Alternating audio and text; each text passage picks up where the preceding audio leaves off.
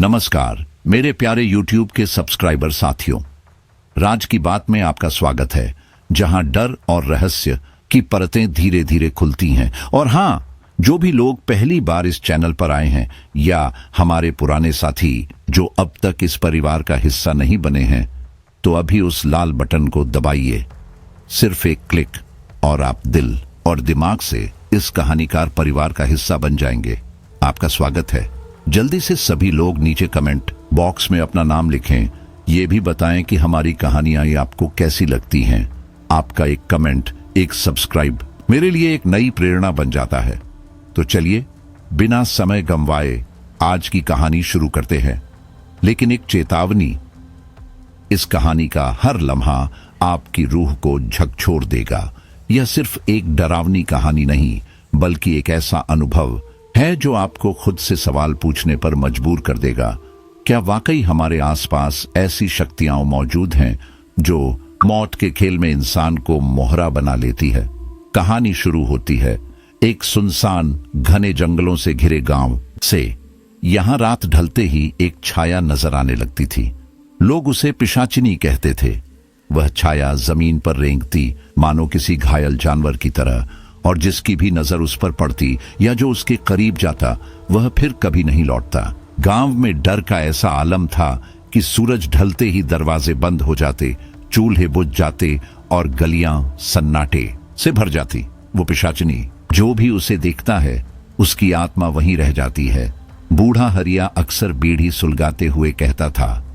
बच्चे उसकी बातों से डरते, लेकिन बुजुर्गों की आंखों में एक सच्चाई झलकती थी, मानो वे खुद किसी बीते खौफ से गुजर चुके हों। इस डर और रहस्य के बीच एक दिन गांव में हलचल मच गई। रमेश, गांव का सबसे निडर लड़का जिसने बचपन में सांप को लाठी से मार गिराया था, ने चुपचाप ऐलान कर दिया, मैं उस हवेली में जाऊंगा, देखूंगा क्या सच में कोई पिशाचिनी है या सब बस एक मनगढ़ंत कहानी है। गांव वाले सन्न रह गए।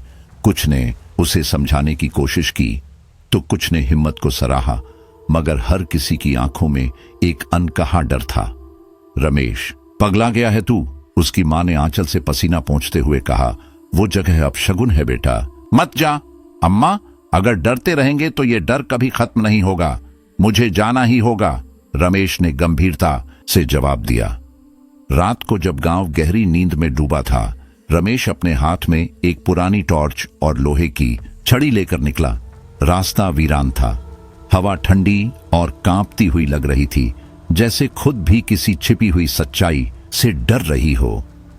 झाड़ियों के बीच से रहस्यमयी सरसराहटें उठ रही थीं। हर कदम पर जमीन चरमराती, मानो खुद धरती रमेश को चेतावनी दे रही हो। हवेली के पास पहुंचते ही उसकी सांसें गहराने लगीं। टूटा फूटा गेट, जंग लगे दरवाजे और दीवारों पर उभरे अजीब निशान, जैसे किसी ने नाखूनों से दीवार को नोचा हो। एक पल के लिए रमेश का मन डगमगाया, मगर उसने खुद को संभाला और दरवाजा धकेल कर भीतर घुस गया। भीतर अंधेरा था, गाढ़ा और ठहरा हुआ अंधेरा। टॉर्च की रोशनी से जो दीवारें उभरी वो काई और धूल से भरी थीं। तभी एक झूला नजर आया, कमरे के बीचों बीच, बिना किसी हवा के धीरे धीरे हिल रहा था। यह सब हवा का असर होगा, उसने खुद से कहा, लेकिन उसकी धड़कनों ने उस तसल्ली को झूठा ठहराया। अचानक पीछे से खरोंच की आवाज आई। उसने मुड़कर देखा, कुछ नहीं, लेकिन जमीन पर निशान थे, ऐसे जैसे कुछ भारी चीज रेंगती हुई वहां से गुजरी हो। तभी किसी के हंसने की धीमी पर तीखी आवाज उसके कानों में पड़ी, कांपती, ठंडी और अंदर तक चुभ जाने वाली टॉर्च की रोशनी मध्यम पड़ने लगी। रमेश ने बैटरी पर हल्की सी थपकी दी और जैसे ही अगला दरवाजा खोला, उसकी रोशनी एक औरत पर पड़ी। वह जमीन पर रेंग रही थी। लंबे उलझे बाल, कीचड़ से लथपथ चेहरा और जलती हुई आंखें। ऐसा लगा जैसे वो औरत नहीं, कोई भूखी आत्मा हो जो सदियों से किसी की तलाश में हो। रमेश का गला सूख गया। वह चिल्लाना चाहता था, पर आवाज जैसे गले में फंस गई। उसकी सांसें तेज हो गईं। उसने कांपते हुए लोहे की छड़ी उठाई और औरत की ओर बढ़ाया, मगर पल भर में वो आकृति हवा में घुल गई। कुछ नहीं बचा, बस एक ठंडक जो उसकी हड्डियों तक उतर गई।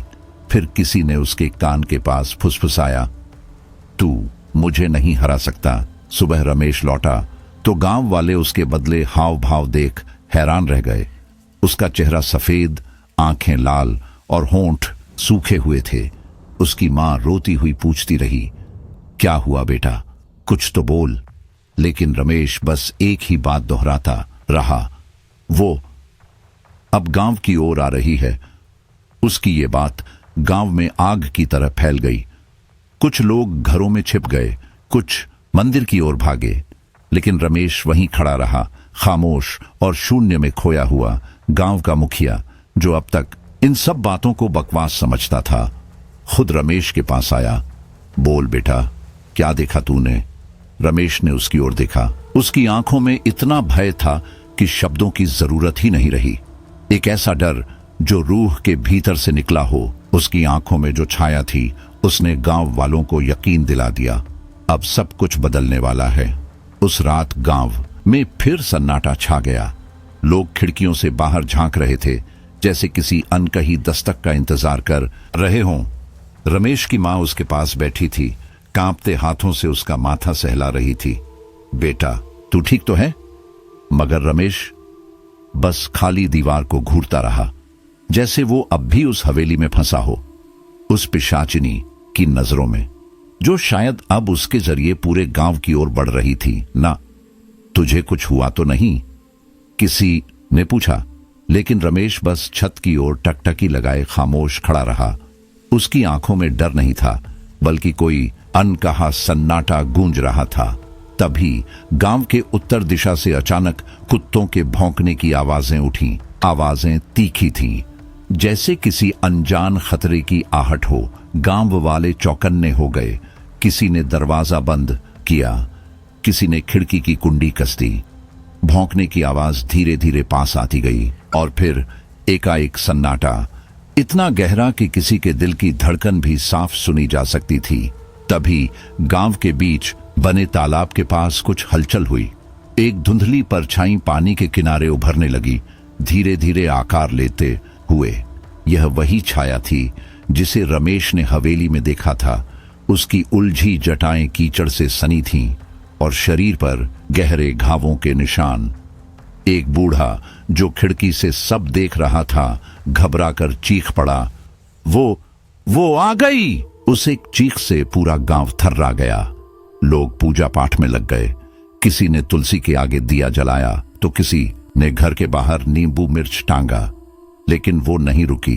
वो औरत या जो कुछ भी वो थी, जमीन पर घिसटती हुई गांव के बीच तक पहुंच गई। उसकी हरकतों में एक विचित्र डरावनी धीमापन था। मुखिया ने हिम्मत जुटाई और कुछ गांव वालों को लेकर रमेश के घर पहुंचा। ये सब तेरे कारण हो रहा है रमेश, वह बोला। आवाज में गुस्सा कम और डर ज्यादा था। तूने उस हवेली में जाने की गलती की, अब इसका हल भी तुझे ही निकालना होगा। रमेश ने आंखें बंद करके गहरी सांस ली, फिर धीमे स्वर में बोला, वो सिर्फ मुझे ढूंढ रही है। शायद अगर मैं उसे मिल जाऊं तो ये सब रुक सकता है। मत जा, किसी ने पीछे से पुकारा। वो तेरी जान ले लेगी। अगर मैंने इसे खत्म नहीं किया तो ये पूरे गांव को खत्म कर देगी, रमेश ने कहा। फिर वो अपने घर से बाहर निकला और तालाब की ओर बढ़ गया। चांदनी हल्की थी, बादल तैर रहे थे और पेड़ की परछाइयां तालाब के पानी में कांप रही थीं। पानी के किनारे वह बैठी थी, उसकी पीठ रमेश की ओर। रमेश ने अपनी लोहे की छड़ी कसकर पकड़ी और धीरे धीरे उसकी ओर बढ़ा, लेकिन जैसे ही उसने पहला कदम बढ़ाया, वह पलटी। उसकी आंखें खून से भरी थीं और होंठों से एक ठंडी पर थरथराती आवाज निकली, तुमने मेरी नींद तोड़ी है, अब उसकी सजा भुगतो। रमेश कांप उठा लेकिन बोला, तू जो भी है, तुझे वहीं लौटना होगा जहां से तू आई है। वो हंसने लगी, एक बर्फीली हंसी जो रगों में सिहरन दौड़ा दे। तू मुझे वापस भेजेगा? उसने पूछा, जैसे उसका मजाक उड़ाया हो। तुझे पता भी है मैं कौन हूं? रमेश ने कुछ नहीं कहा, बस छड़ी उठाकर उस पर हमला करने की कोशिश की, लेकिन वो हवा में गायब हो गई। रमेश चारों ओर देखने लगा। जब उसे अपनी गर्दन के पीछे किसी की सांसों की गर्माहट महसूस हुई, वो पलटा और वहां वो खड़ी थी, बिल्कुल पास।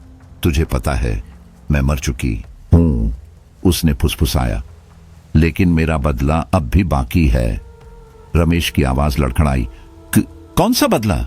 उसकी आंखों में अब गुस्से और दर्द का अजीब सा मेल था। ये गांव, ये मेरा था। मेरी जिंदगी यहीं तबाह हुई और अब मैं हर उस इंसान को सजा दूंगी जिसने मेरी चीख नहीं सुनी थी। तू इंसाफ चाहती है? रमेश ने कहा। तो बता, मैं कैसे मदद कर सकता हूं? कुछ पल वो चुप रही, फिर बोली, अगर तू मेरा शरीर तालाब से निकालकर सही से दफना दे, शायद मैं चैन पा जाऊं। रमेश ने गांव वालों को यह बात बताई। झूठ है, किसी ने कहा, यह हमें धोखा दे रही है। लेकिन रमेश ने किसी की नहीं सुनी। वह अकेला ही तालाब की ओर बढ़ गया। पानी में गोता लगाया। ठंडा पानी उसके चेहरे पर चाबुक की तरह पड़ा, लेकिन वह नहीं रुका। काफी मशक्कत के बाद एक हड्डियों का ढांचा, जैसे किसी ने उसे लापरवाही से छोड़ दिया हो, मिल गया। जैसे ही उसने कंकाल बाहर निकाला, आसमान गरज उठा। एक साया सामने उभरा। वही औरत, सुरेखा। अब मुझे दफना दे, उसने कहा। रमेश ने गांव के मंदिर के पास उसका अंतिम संस्कार किया। जैसे ही चिता जली, सुरेखा ने रमेश की ओर देखा और एक हल्की सी मुस्कान दी। अब मेरा बदला पूरा हुआ, लेकिन जो तूने देखा और सुना वो इस गांव का सच है। इसे किसी और से मत कहना। रमेश ने धीमे से पूछा, अब तू गांव छोड़ देगी? अभी नहीं, सुरेखा बोली। मेरा काम अभी खत्म नहीं हुआ, मैं वापस आऊंगी। उसके शब्द जैसे हवा में गूंजने लगे। रमेश सिहर उठा।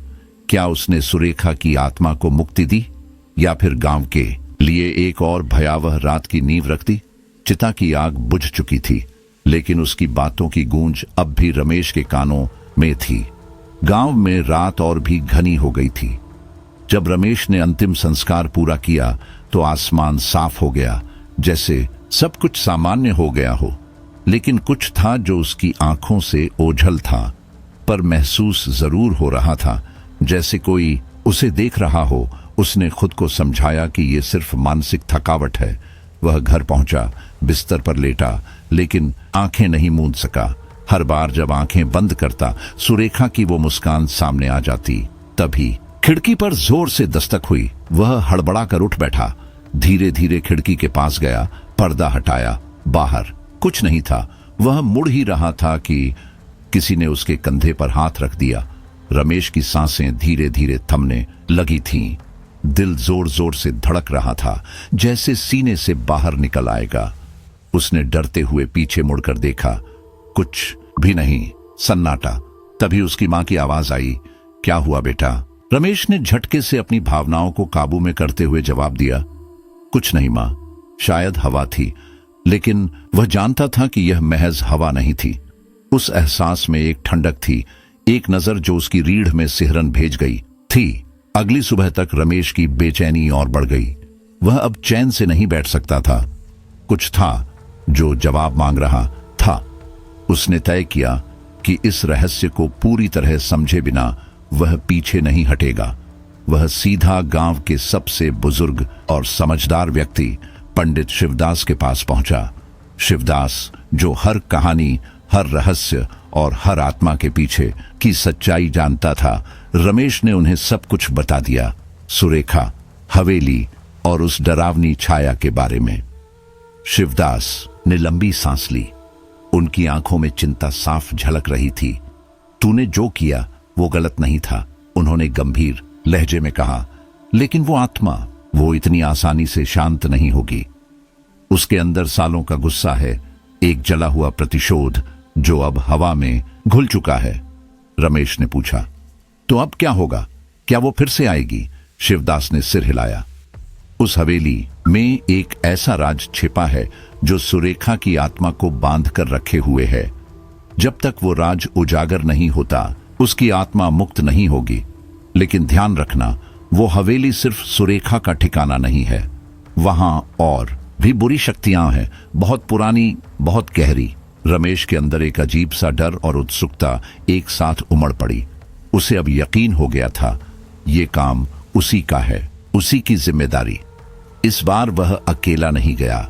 गांव के 2 और युवक सूरज और अजय उसकी मदद के लिए तैयार हो गए।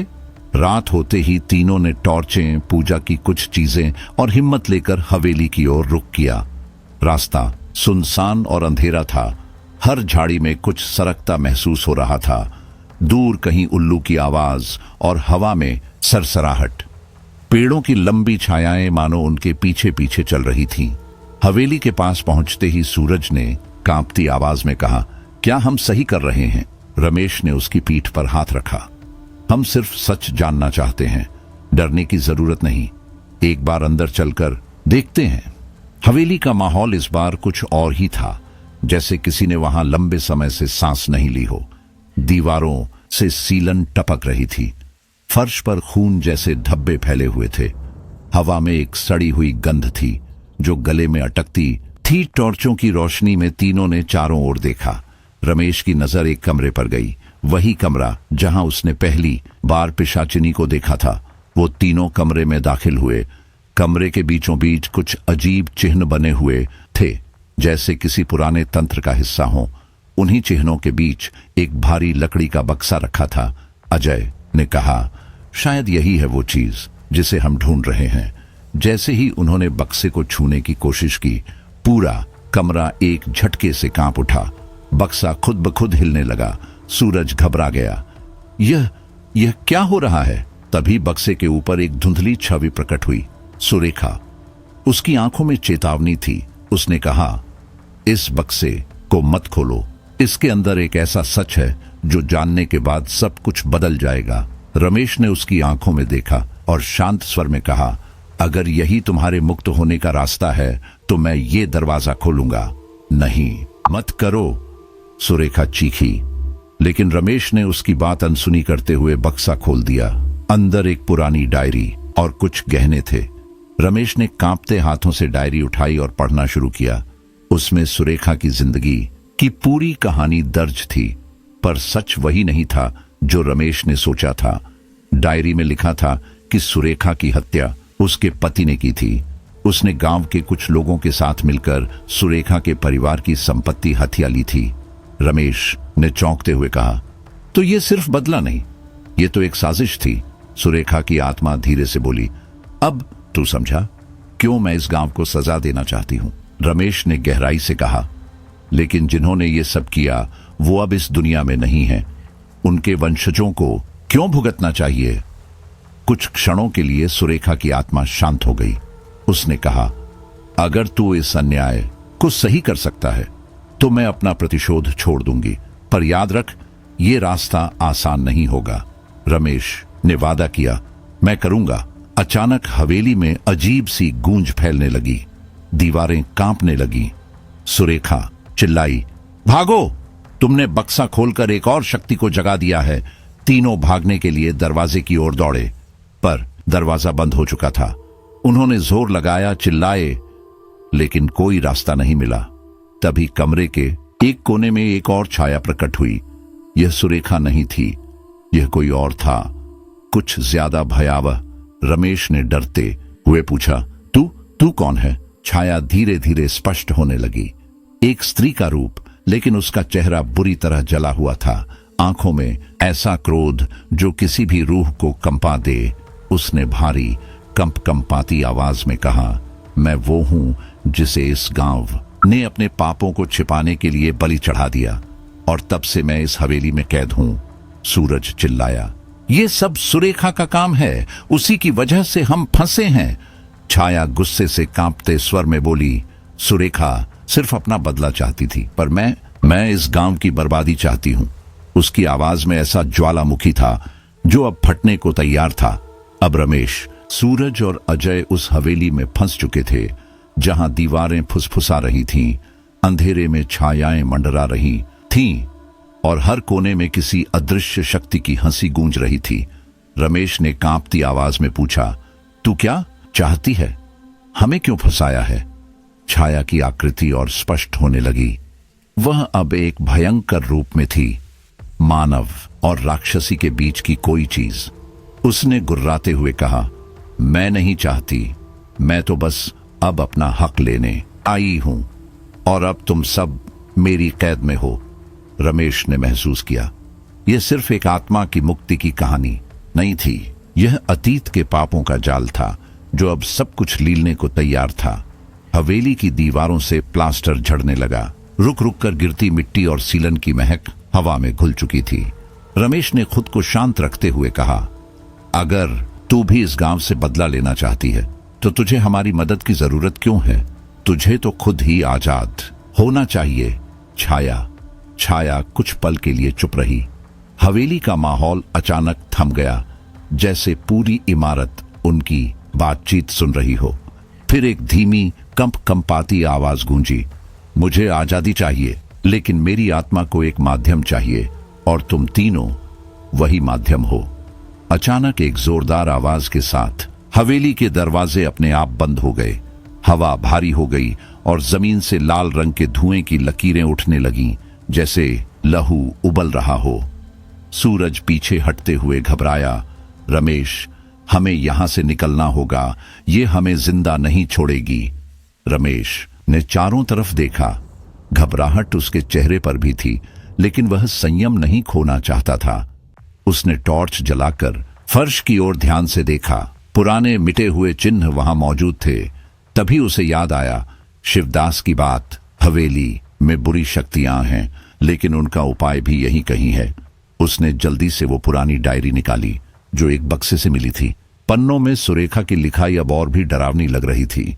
उसने लिखा था कि हवेली के तहखाने में एक जगह है जहां इन आत्माओं को नियंत्रित किया जा सकता है, पर तहखाने का रास्ता छुपा हुआ था। यहां तहखाना भी है? अजय की आवाज उभरी, लेकिन रमेश ने उसे अनसुना करते हुए फर्श के चिन्हों को गौर से देखा। फिर एक चिन्ह पर उसकी नजर टिकी, बाकी चिन्हों से थोड़ा अलग, जैसे किसी ने उसे बाद में जोड़ा हो।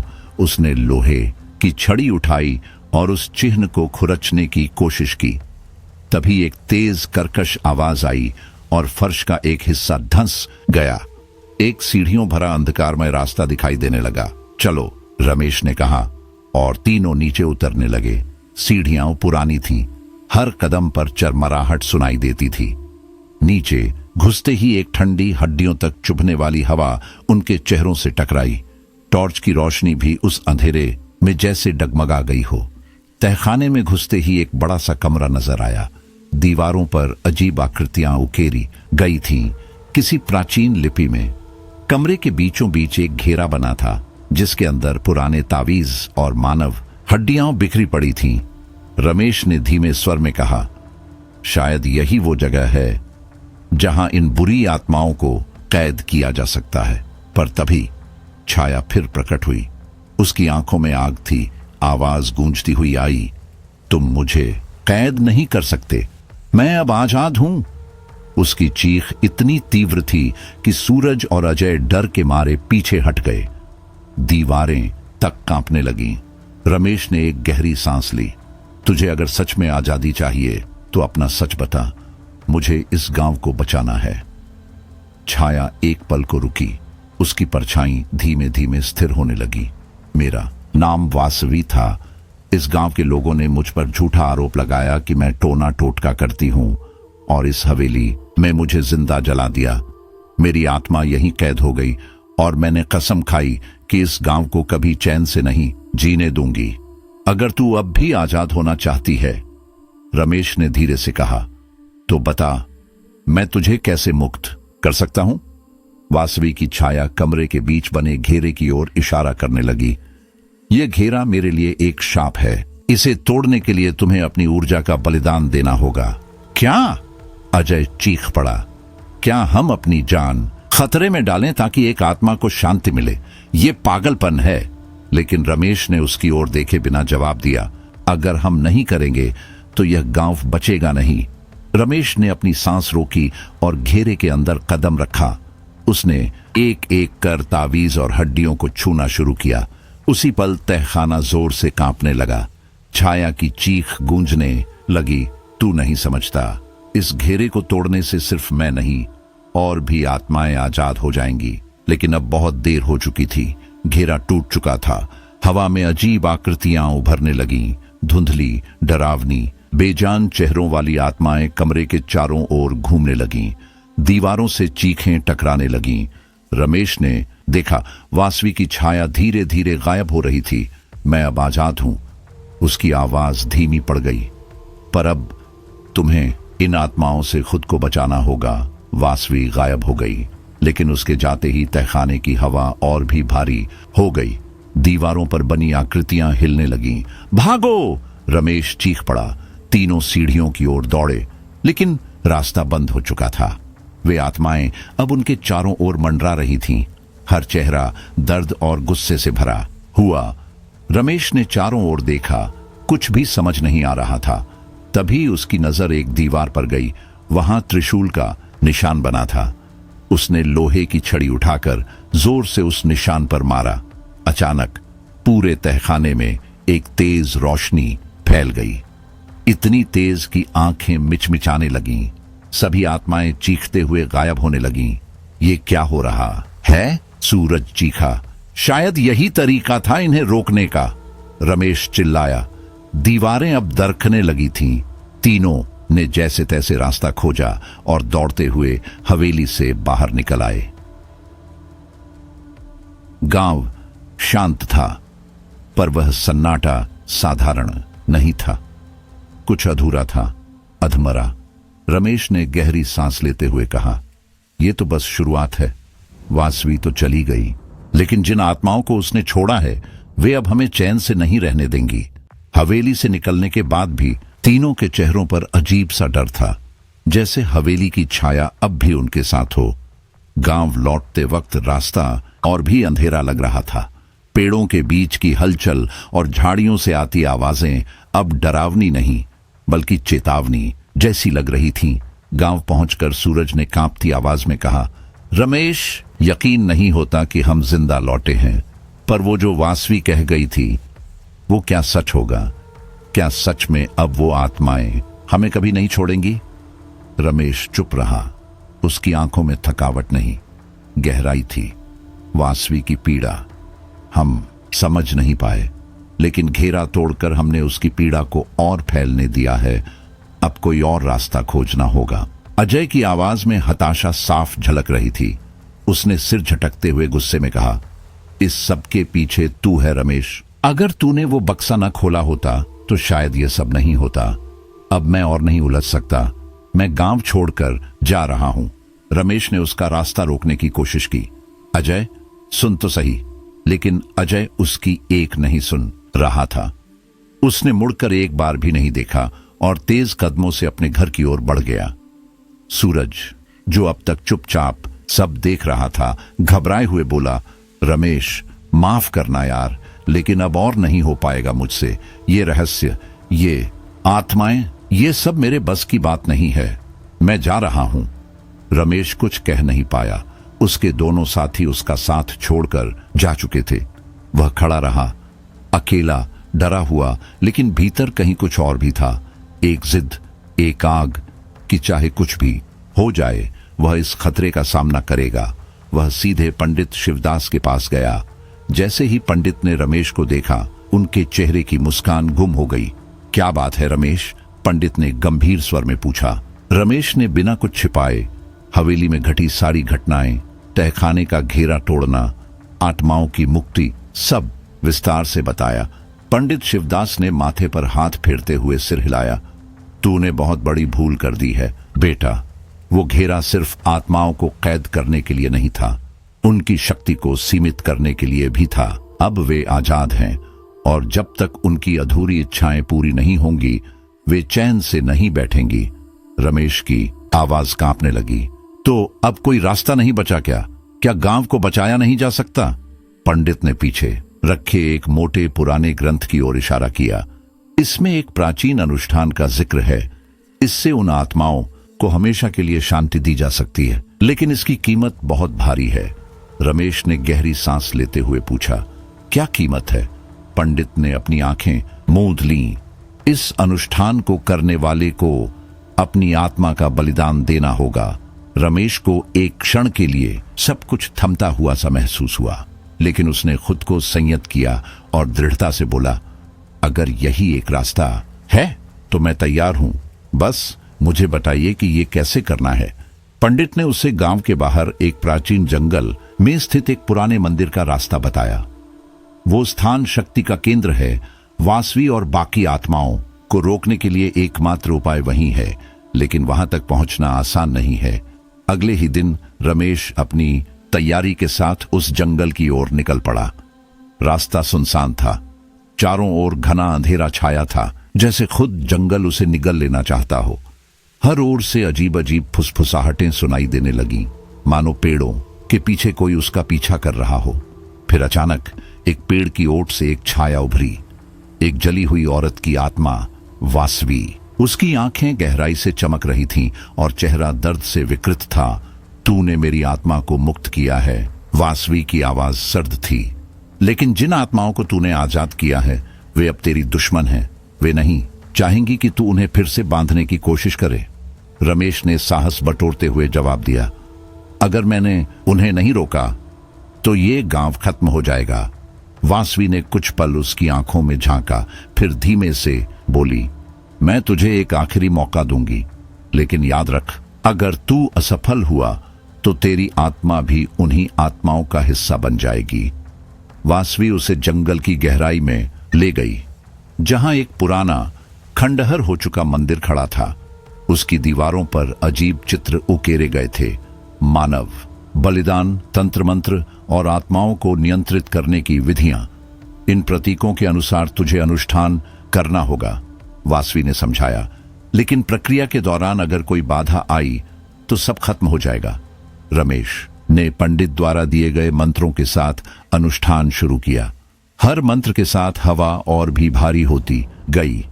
मंदिर के भीतर गूंजती चीखें बढ़ने लगीं, जैसे आत्माएं खुद को खोती जा रही हों, और तभी वे प्रकट होने लगीं, चेहरे विकृत, आंखों में नफरत और पीड़ा।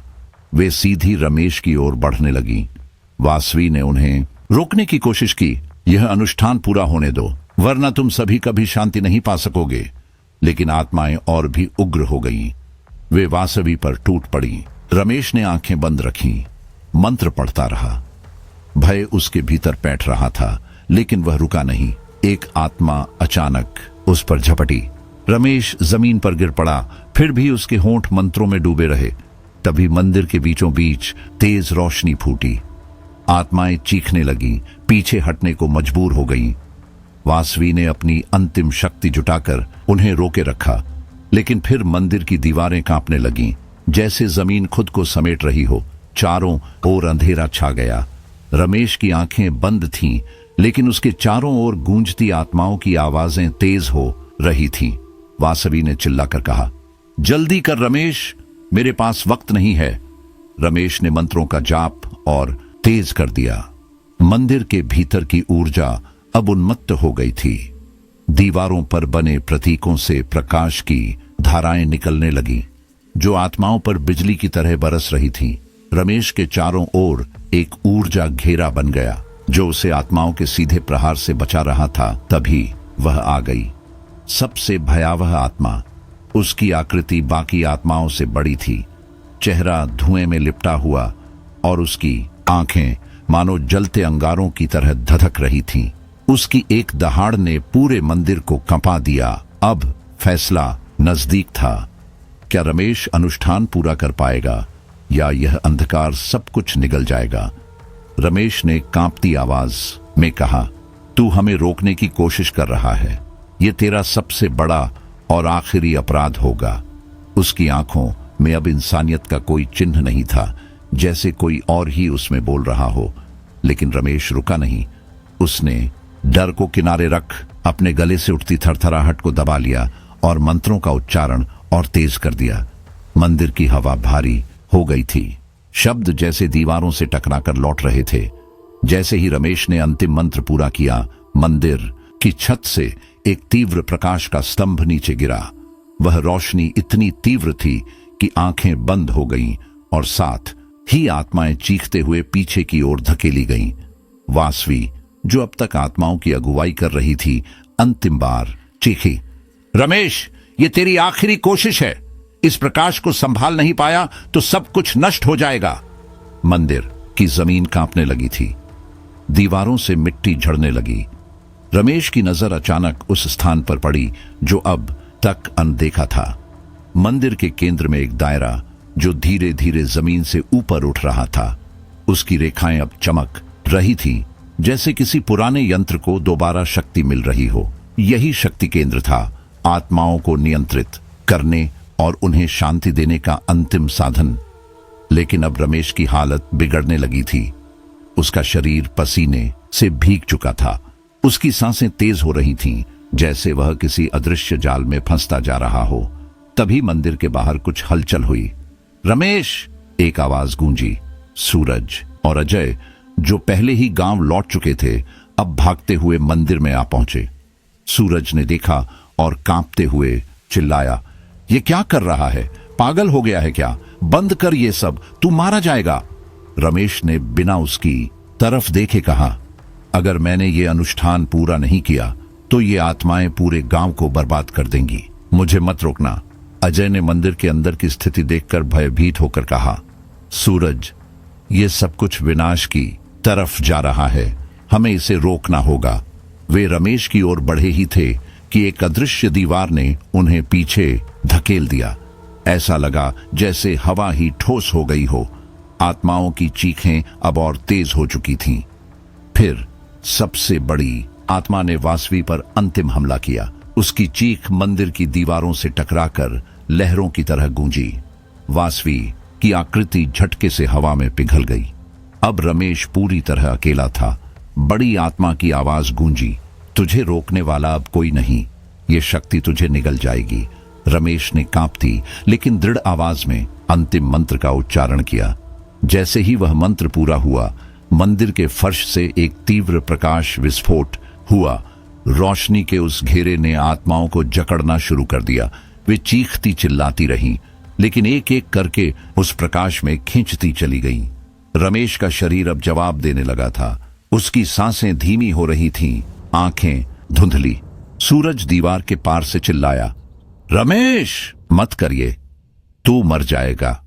रमेश ने उसकी तरफ देखा, हल्की मुस्कान के साथ बोला, अगर मेरी जान देकर गांव बच सकता है तो ये सौदा मुझे मंजूर है। जैसे ही आखिरी आत्मा रोशनी में समा गई, मंदिर शांत हो गया। पूरा वातावरण सन्नाटे में डूब गया। रमेश जमीन पर गिर पड़ा। सूरज और अजय उस अदृश्य दीवार के टूटते ही दौड़ते हुए उसके पास पहुंचे। सूरज ने झुककर उसे हिलाया, उठ रमेश, ये सब खत्म हो गया, अब उठ जा। लेकिन रमेश की आंखें बंद थीं, उसकी सांसें धीमी और टूटी टूटी थीं। मंदिर अब शांत था, असामान्य रूप से शांत। सूरज ने अजय की ओर देखा और कहा, हमें इसे गांव ले जाना होगा, शायद पंडित जी कुछ कर सकें। उन्होंने किसी तरह रमेश को उठाया और मंदिर से बाहर निकले। जैसे ही वे जंगल के किनारे पहुंचे, सूरज को कुछ महसूस हुआ। हवा अब हल्की लग रही थी, जैसे किसी बोझ से मुक्त हुई हो। आसमान साफ था। पक्षियों की चहचहाहट फिर से सुनाई देने लगी। लेकिन क्या रमेश बच पाएगा? वे दोनों उसे लेकर गांव के बाहर बने पंडित शिवदास के घर पहुंचे। रमेश की हालत गंभीर थी, चेहरे पर थकावट की गहरी लकीरें, होंठ सूखे हुए और त्वचा पीली। पंडित शिवदास ने दरवाजा खोला और स्थिति को देखते ही एक दिया जलाया। उन्होंने मंत्रों का उच्चारण शुरू कर दिया। उसने अपनी आत्मा की आहुति दी है। अब उसकी आत्मा एक अनजानी यात्रा पर है। पंडित जी ने गहरी आवाज में कहा, हमें उसे वापस लाने के लिए एक और अनुष्ठान करना होगा, लेकिन यह पहले से कहीं अधिक खतरनाक है। सूरज ने घबराकर कहा, पंडित जी, जो भी करना हो जल्दी कीजिए, हमें रमेश को बचाना है। पंडित ने फौरन एक रेखा से मंडल खींचा और सूरज अजय से कहा, इस मंडल को टूटने मत देना, चाहे कुछ भी हो जाए। उन्होंने पुराने ग्रंथ खोले और एक दुर्लभ मंत्र का उच्चारण शुरू किया। हवा का रुख अचानक बदल गया। कमरे में अजीब सी सरसराहट गूंजने लगी। रमेश के शरीर से हल्की रोशनी निकलने लगी। पंडित जी ने आंखें बंद रखते हुए कहा, उसकी आत्मा अब हमारे बीच नहीं है और जिन आत्माओं को उसने कैद किया वे उसे वापस नहीं जाने देना चाहती। हमें उनसे लड़ना होगा। तभी कमरे की हवा ठंडी हो गई। दिया एक झटके में बुझ गया। पंडित जी, ये क्या हो रहा है? सूरज चिल्लाया। वे यहां आ चुकी हैं। पंडित ने धीरे से कहा, यह उनकी आखिरी कोशिश है रमेश को अपने पास रखने की। कमरे के कोनों में छायाएं बनने लगी। उनके साथ खनखनाहट और फुसफुसाहट की ध्वनि उठने लगी। दीवारों पर आकृतियां उभरने लगी, मानव आकार लेती हुई, विकृत चेहरे, खोखली आंखें। सबसे डरावनी छाया धीरे धीरे रमेश की ओर बढ़ने लगी। पंडित ने अचानक चिल्लाया, मंडल को टूटने मत देना। सूरज और अजय तुरंत मंडल के चारों ओर खड़े हो गए। पसीना बह रहा था, लेकिन वे डटे रहे। छायाएं अब और ताकतवर हो रही थीं। सबसे बड़ी छाया वही थी जो मंदिर में दिखी थी, जिसकी उपस्थिति से दीवारें हिलने लगती थीं। वह अब रमेश की आत्मा तक पहुंचने को आतुर थी। रमेश की ओर झुककर वो अजीब सी परछाई गूंजती, गहराई से भरी आवाज में बोली, तूने हमें कैद किया रमेश, लेकिन अब हम तुझे अपने साथ लेकर जाएंगे। सुनते ही रमेश की बंद पलकों में फड़फड़ाहट हुई। सूरज की आंखें फैल गईं जब उसने देखा कि रमेश का शरीर धीरे धीरे जमीन से ऊपर उठ रहा है, जैसे कोई अदृश्य डोर उसे खींच रही हो। पंडित शिवदास तुरंत हरकत में आए। उनकी आंखें चौड़ी थीं, चेहरे पर चिंता की लकीरें उभर आईं। उन्होंने थरथराती आवाज में मंत्र पढ़ना शुरू किया। रमेश के चारों ओर एक सुनहरी आभा उभरने लगी, जो मंडल की आकृति में घूम रही थी, मगर वो घेरा अब तेजी से टूटने लगा था, जैसे कोई गुप्त शक्ति उसे खंडित करने पर तुली हो। पंडित ने घबराकर सूरज और अजय से चीखा, जल्दी वो लकड़ी की तख्ती पकड़ो उसे और मंडल के बीच रख दो, तभी उसकी आत्मा को स्थिरता मिलेगी। सूरज ने बिना देर किए तख्ती को उठा लिया। उसकी हथेलियां पसीने से तर थीं। जैसे ही उसने मंडल की ओर कदम बढ़ाए, एक धुंधली काली आकृति अचानक उसके सामने आ खड़ी हुई। उसकी आंखें दो अंगारे सूरज को छेदती नजरों से घूर रही थीं। एक ठंडी लहर सूरज की रीढ़ में उतर गई। डर से कांपते हुए सूरज ने तख्ती फेंकने की कोशिश की, मगर छाया ने झटके से उसे हवा में उछाल दिया। वह जमीन से ऊपर हवा में लटक गया, जैसे किसी ने उसे अदृश्य हाथों से पकड़ लिया हो। अजय ने साहस जुटाया।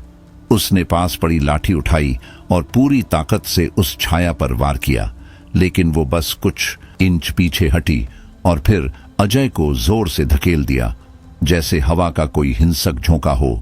पंडित ने झटपट एक और मंत्र का उच्चारण किया। उस मंत्र की आवाज में कुछ ऐसा था कि छाया एक पल के लिए पीछे हट गई। सूरज ने इसी मौके का फायदा उठाया और तख्ती को मंडल के केंद्र में रख दिया। जैसे ही तख्ती मंडल में रखी गई, रमेश के चारों ओर की रोशनी और तेज हो गई, इतनी की आंखें चौंधिया जाईं। छायाएं अब चिल्लाने लगीं, चीखें इतनी भयानक कि कान फट जाए। वो आवाज किसी मृत संसार से आई हुई लग रही थी, लेकिन पंडित अपनी जगह डटे रहे, लगातार मंत्रों का उच्चारण करते हुए। अचानक एक छाया बाकी सबसे बड़ी और विकराल रूप में उभरी। वो अब किसी इंसानी आकार से बड़ी थी। उसका धुंधलापन चारों ओर फैलने लगा। उसने मंडल की रेखाओं को तोड़ने की कोशिश की और एक पल को लगा जैसे वो सफल हो जाएगी। तभी पंडित ने अपनी बची खुची शक्ति से एक जबरदस्त प्रकाश उत्पन्न किया। वो उजाला इतना तीव्र था कि छाया पीछे हट गई, मगर पंडित खुद थककर जमीन पर गिर पड़े अचेत। अब सूरज और अजय बिल्कुल अकेले थे। मंडल की रेखाएं कमजोर पड़ रही थीं। वो छाया फिर से धीरे धीरे रमेश की आत्मा की ओर खींचने लगी।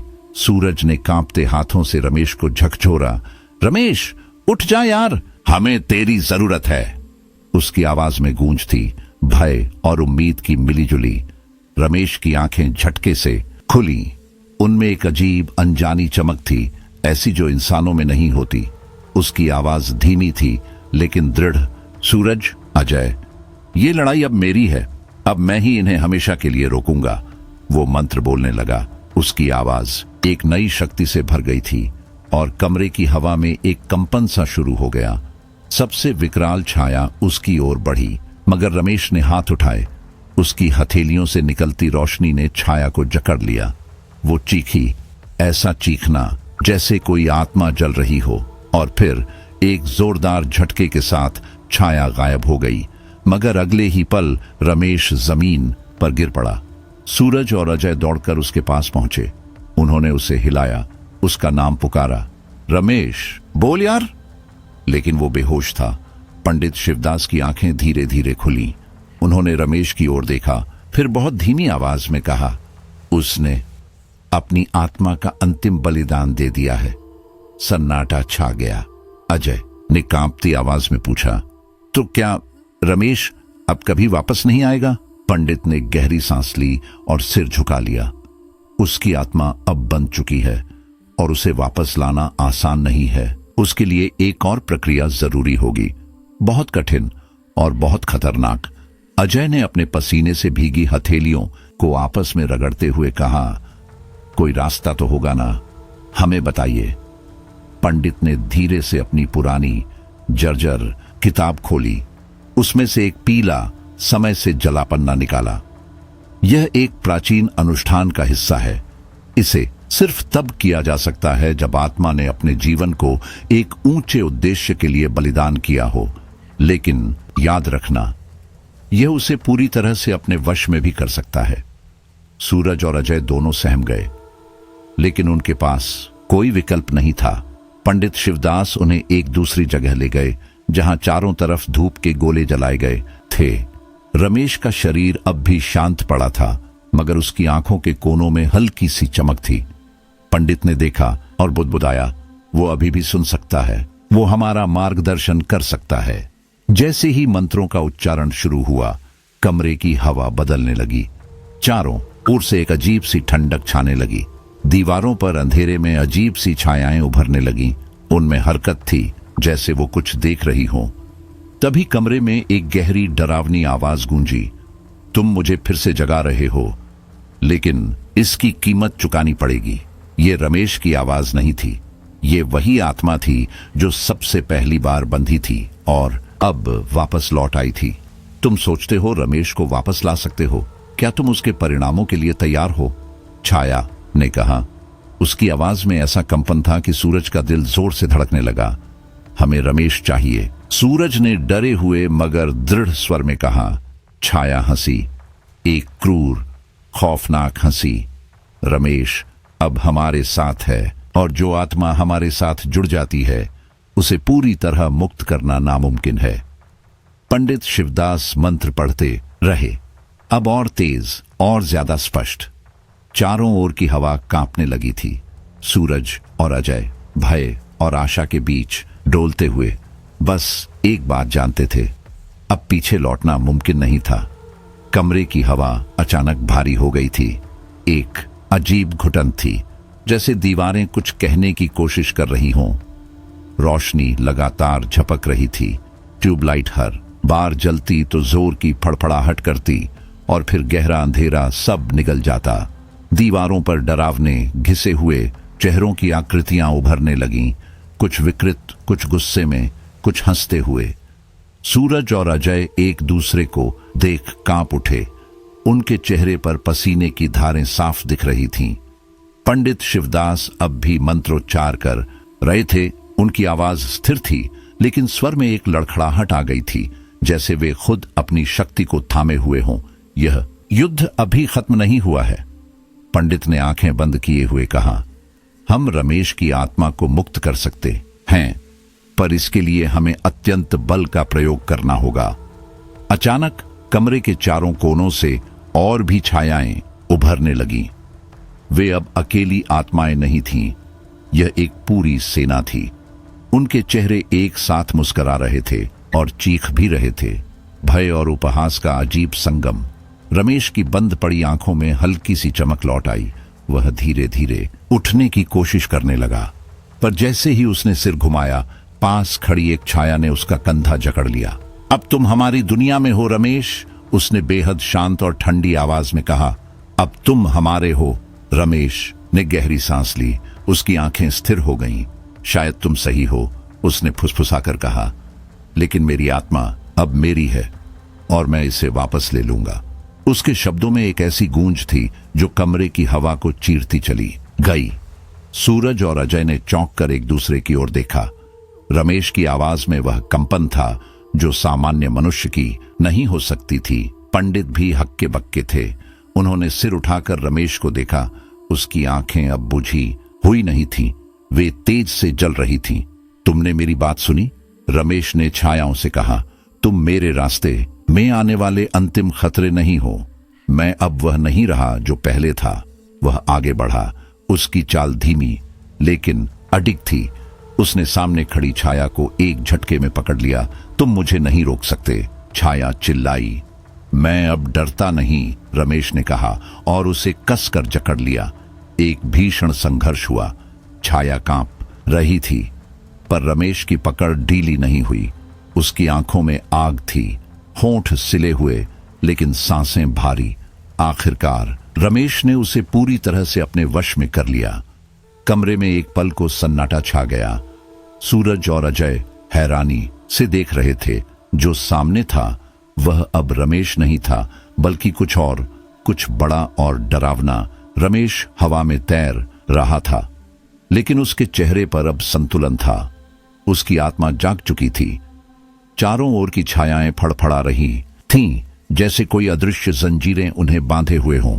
रमेश, सूरज की आवाज कांप रही थी। तुम ठीक हो? रमेश ने उसकी ओर देखा। उसकी आंखों में एक नई रोशनी थी, गहरी और रहस्यमयी। अब मैं ठीक हूं, उसने शांत स्वर में कहा। लेकिन यह अंत नहीं है, यह तो सिर्फ शुरुआत है।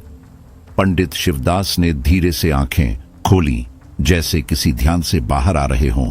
रमेश, यह शक्ति जिसे तुम अभी महसूस कर रहे हो, उन्होंने गंभीरता से कहा, यह अत्यंत शक्तिशाली है, लेकिन यह तुम्हारे लिए एक अभिशाप भी बन सकती है। आत्माओं की यह ऊर्जा अब तुम्हारे अंदर है। अगर तुम इसे काबू में नहीं रख सके तो यह तुम्हें नष्ट कर देगी। रमेश ने गहरी सांस ली। मैं जानता हूं पंडित जी, उसने दृढ़ता से कहा, पर अब ये मेरी जंजीरों में है। अब ये मुझे नहीं चला सकती। पंडित ने सिर झुका लिया। यह शक्ति तुम्हें सबसे अलग कर देगी और आत्माएं जो अब तक तुम्हारे साथ थीं, वे तुम्हारे विरुद्ध भी जा सकती हैं। कमरे में एक अजीब सी शांति फैल गई थी। दीवारों की छायाएं धीरे धीरे मिटने लगी, जैसे धुआं किसी खिड़की से बाहर खींचता हो। पर यह सुकून अस्थायी था। तभी एक भयावह खौफनाक हंसी कमरे में गूंज उठी, वही हंसी जो पहले भी कई बार डर बनकर गूंजी थी। सूरज और अजय कांप उठे। पंडित ने तत्काल एक रक्षा चक्र खींचा, मगर हंसी और तीव्र हो गई। तुमने मेरी शक्ति को अपने भीतर समा लिया है रमेश, वह आवाज गूंजी, लेकिन अब तुम मुझसे बच नहीं सकोगे। रमेश ने ठंडी निगाहों से हवा में झूलती उस अदृश्य ताकत की ओर देखा। मैं अब तुम्हारी धमकियों से डरता नहीं, उसने कहा। जितनी चाहो कोशिश कर लो, अब मैं तुम्हें तुम्हारी ही दुनिया में घसीट लाऊंगा। कमरा थर्रा उठा, दीवारें दरकने लगीं, ऊपर से गाढ़ा धुआं गिरने लगा और खिड़कियां, दरवाजे तेज हवाओं में खुद ब खुद हिलने लगे। रमेश, ये क्या कर रहे हो? सूरज चिल्लाया। रमेश ने आंखें बंद कर लीं। हमें अपनी शक्ति को अब दिशा देनी होगी। उसने दोनों हाथ जोड़े और ऊर्जा को केंद्रित करने लगा। उसके चारों ओर एक तेज प्रकाश मंडल बनने लगा और तभी एक और गूंजती हुई भारी आवाज आई। क्या सोचते हो रमेश, यह शक्ति अब मेरी नहीं बन सकती। अब यह आवाज सिर्फ कमरे से नहीं, चारों दिशाओं से आ रही थी, जैसे कोई सब ओर से उन्हें घेरे खड़ा हो। सूरज और अजय ने डरते हुए पंडित की ओर देखा। क्या वे आत्माएं फिर से हमें घेरने आ रही हैं? अजय ने फुसफुसाकर पूछा।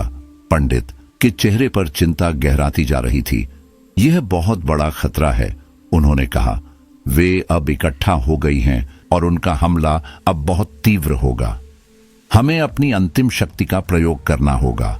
उन्होंने एक पुराना दुर्लभ मंत्र खोला और जाप शुरू करने लगे। उसी वक्त रमेश ने भीतर एक असाधारण ऊर्जा की लहर महसूस की। आत्माओं की समस्त शक्ति अब उसके भीतर समा रही थी। वह लड़खड़ाया नहीं, बस एक क्षण रुका। रमेश, तुम्हें इसे संतुलित करना होगा, पंडित ने चेतावनी दी, वरना यह तुम्हारे लिए विनाशकारी साबित होगा। रमेश ने पलकें झपकाईं और फिर एक गहरी स्थिर सांस ली। उसकी आंखें अब किसी इंसान की नहीं थीं। पंडित शिवदास ने कांपती आवाज में चेतावनी दी, रमेश, यह शक्ति तुम्हें निगल सकती है, अब भी समय है, वापस हट जाओ। लेकिन रमेश अब शांत था। उसकी आंखों में डर की जगह एक गहरी दृढ़ता चमक रही थी। वह पंडित की ओर देख मुस्कुराया, मैं जानता हूं पंडित जी, लेकिन अब मुझे अपनी शक्ति का असली रूप देखना ही होगा। उसने धीरे धीरे अपने हाथ हवा में उठाए। उसके हाथ कांप नहीं रहे थे, जैसे वह इस क्षण का लंबे समय से इंतजार कर रहा हो। एक तेज चमकदार रोशनी उसकी हथेलियों के बीच इकट्ठा होने लगी और जल्द ही वह प्रकाश इतना तीव्र हो गया कि कमरे की दीवारें उसकी आभा में डूब गईं। बाहर अचानक हवाएं गरज उठीं, जैसे किसी तूफान की आहट हो। एक कंपाती लहर कमरे में फैल गई। उसी समय एक भारी भयावह छाया प्रकट हुई।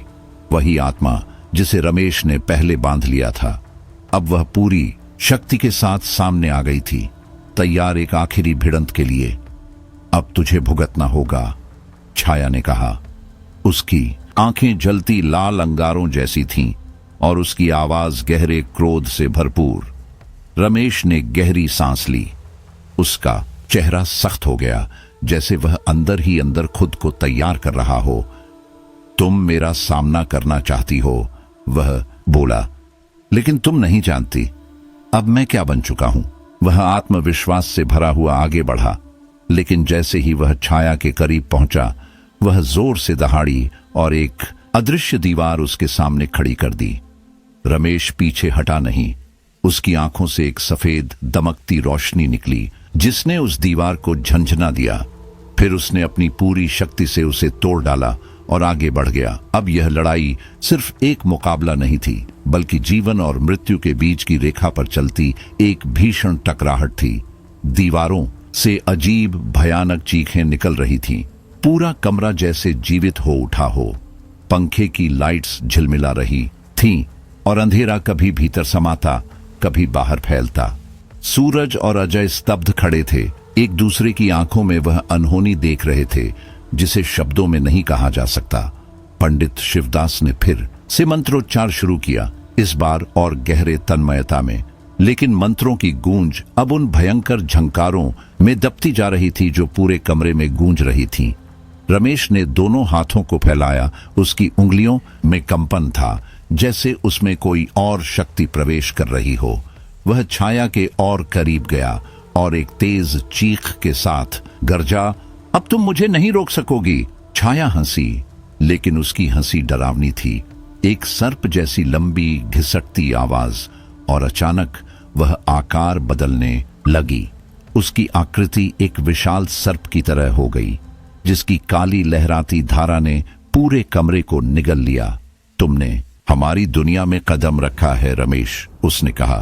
अब तुम वापस नहीं जा सकते। तुम्हारी आत्मा हमारी हो जाएगी। रमेश की सांसें गहरी हो गईं। उसने आंखें बंद की, अपने भीतर उतर गया। मुझ में डरने को कुछ नहीं बचा, वह धीरे लेकिन कठोर स्वर में बोला। अब मैं तुम्हें खत्म करने जा रहा हूं, हमेशा के लिए। उसने हाथ फैलाए और हवा में एक चक्रवात जैसी धारा उठने लगी। उसकी आंखें अब केवल आंखें नहीं रहीं, वे रोशनी के दरवाजे बन चुकी थीं।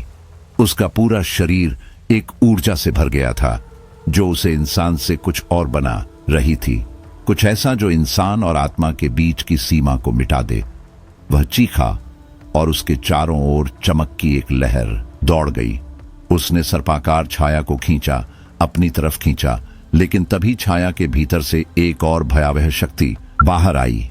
यह शक्ति पहले से कहीं ज्यादा काली, गहरी और भयानक थी। उसने रमेश की पकड़ तोड़ दी और एक तेज झटका उसके सीने पर मारा। रमेश पीछे गिर पड़ा। उसकी सांस उखड़ने लगी। उसके भीतर जैसे कोई चीज टूट रही थी। क्या यही मेरी हद थी? उसने खुद से पूछा। उसकी मांसपेशियां कांप रही थीं। आत्मा जैसे थक चुकी थी, लेकिन उसकी आंखों में अब भी हार नहीं थी। वह फिर से उठा, डगमगाते हुए। उसकी हथेलियां कांप रही थीं, लेकिन उनमें ऊर्जा फिर से जमा हो रही थी। पंडित शिवदास ने मंत्रों का जाप जारी रखा, लेकिन अब मंत्र कमजोर पड़ते जा रहे थे। शायद यह लड़ाई अब किसी बाहरी सहायता की नहीं थी, यह अब रमेश के भीतर की लड़ाई थी। रमेश, छाया गर्जी, यह तुम्हारी आखिरी चेतावनी है। अगर तुम अब नहीं रुके तो तुम्हारी आत्मा मेरी कैद में हमेशा के लिए समा जाएगी। रमेश ने थका थका लेकिन ठोस स्वर में कहा, तुम मुझे डराने की कोशिश कर रही हो, लेकिन अब डर मुझसे डरता है। मैं अपनी आत्मा को खुद मुक्त करूंगा। अचानक एक और जबरदस्त धमाका हुआ। दीवारें हिल गईं, छत से धूल और पत्थर गिरने लगे। चारों ओर अराजकता फैल गई थी, लेकिन रमेश की आंखों में अब एक ठंडी निर्मम चमक थी, जैसे वह किसी छिपी हुई शक्ति को काबू में ले आया हो। पंडित शिवदास चिल्लाए, रमेश, तुम्हें नहीं पता तुम किससे खेल रहे हो। यह शक्ति तुम्हें खत्म कर देगी। लेकिन रमेश ने बिना झिझक के कहा, मैंने सब देख लिया है पंडित जी, अब मुझे कोई रोक नहीं सकता। उसने आंखें बंद की और महसूस किया, हर वो आत्मा, हर वो शक्ति जो कभी उसने छुई थी, अब उसके भीतर बह रही थी। एक तूफानी रोशनी उसके चारों ओर घूमने लगी। वह छाया की ओर बढ़ा और एक भयंकर प्रहार किया। छाया चीख उठी, उसका आकार लड़खड़ाने लगा। रमेश ने उसे अपनी शक्ति में पूरी तरह जकड़ लिया, पर तभी एक झटका अंदर से। रमेश को अपने शरीर में एक दर्द महसूस हुआ, ऐसा दर्द जो हड्डियों से नहीं, आत्मा से उठता है। उसकी आंखें अब सामान्य नहीं थीं। वह समझ गया कि उसने जो किया है उसकी कीमत होगी। फिर भी उसने छाया को देखा, गुस्से से नहीं बल्कि एक शांति के साथ। अब तुम मेरे नियंत्रण में हो, रमेश बोला। तुम्हारी कोई शक्ति मुझसे ज्यादा नहीं है। छाया हंसी, लेकिन उसकी हंसी थकी हुई थी। तुम अपनी शक्ति से खुद को भी नहीं बचा पाओगे रमेश, वह फुसफुसाई, और रमेश बस खड़ा रहा, अकेला लेकिन अपराजय। तुम्हें अपनी मौत को गले लगाना होगा। उस आवाज में ऐसा कुछ था जो सीधा दिल के पार उतर गया, जैसे किसी अनकहे तूफान की शुरुआत। रमेश के रोंगटे खड़े हो गए। वह जानता था यह सिर्फ एक चेतावनी नहीं थी, यह किसी भयानक अंत की दस्तक थी। उसकी आंखों में सवाल थे, क्या वह अपनी ही भीतर की शक्ति से जीत सकेगा, या वह एक बार फिर उसी अंधेरे में डूब जाएगा जिससे निकलने के लिए उसने सालों संघर्ष किया था। लेकिन अब यह सिर्फ उसके जीतने की बात नहीं थी। सवाल था, क्या वह उस छिपी हुई शक्ति के आगे आत्मसमर्पण कर देगा? क्या वह खुद को खो बैठेगा? वह अब उस मोड़ पर खड़ा था जहां से लौटना मुमकिन नहीं था। अब यह उसकी आत्मा की लड़ाई थी, और उसकी आत्मा ही उसका एकमात्र हथियार। उसका पूरा शरीर कांप रहा था, जैसे कोई अनदेखी असहनीय शक्ति उसे भीतर से तोड़ रही हो। लेकिन उसके चेहरे पर इस बार कुछ नया था, एक ठोस अडिग दृढ़ता, कुछ ऐसा जो पहले कभी नहीं देखा गया था। मैं जानता हूं, उसने बुदबुदाया, अब मेरी शक्ति मेरे नियंत्रण में नहीं रही, लेकिन इस कहानी को अधूरा नहीं छोड़ सकता। उसके सामने अब छाया खड़ी थी। उसका रूप विकराल हो चुका था। उसकी आंखों से आग की लपटें उठ रही थीं।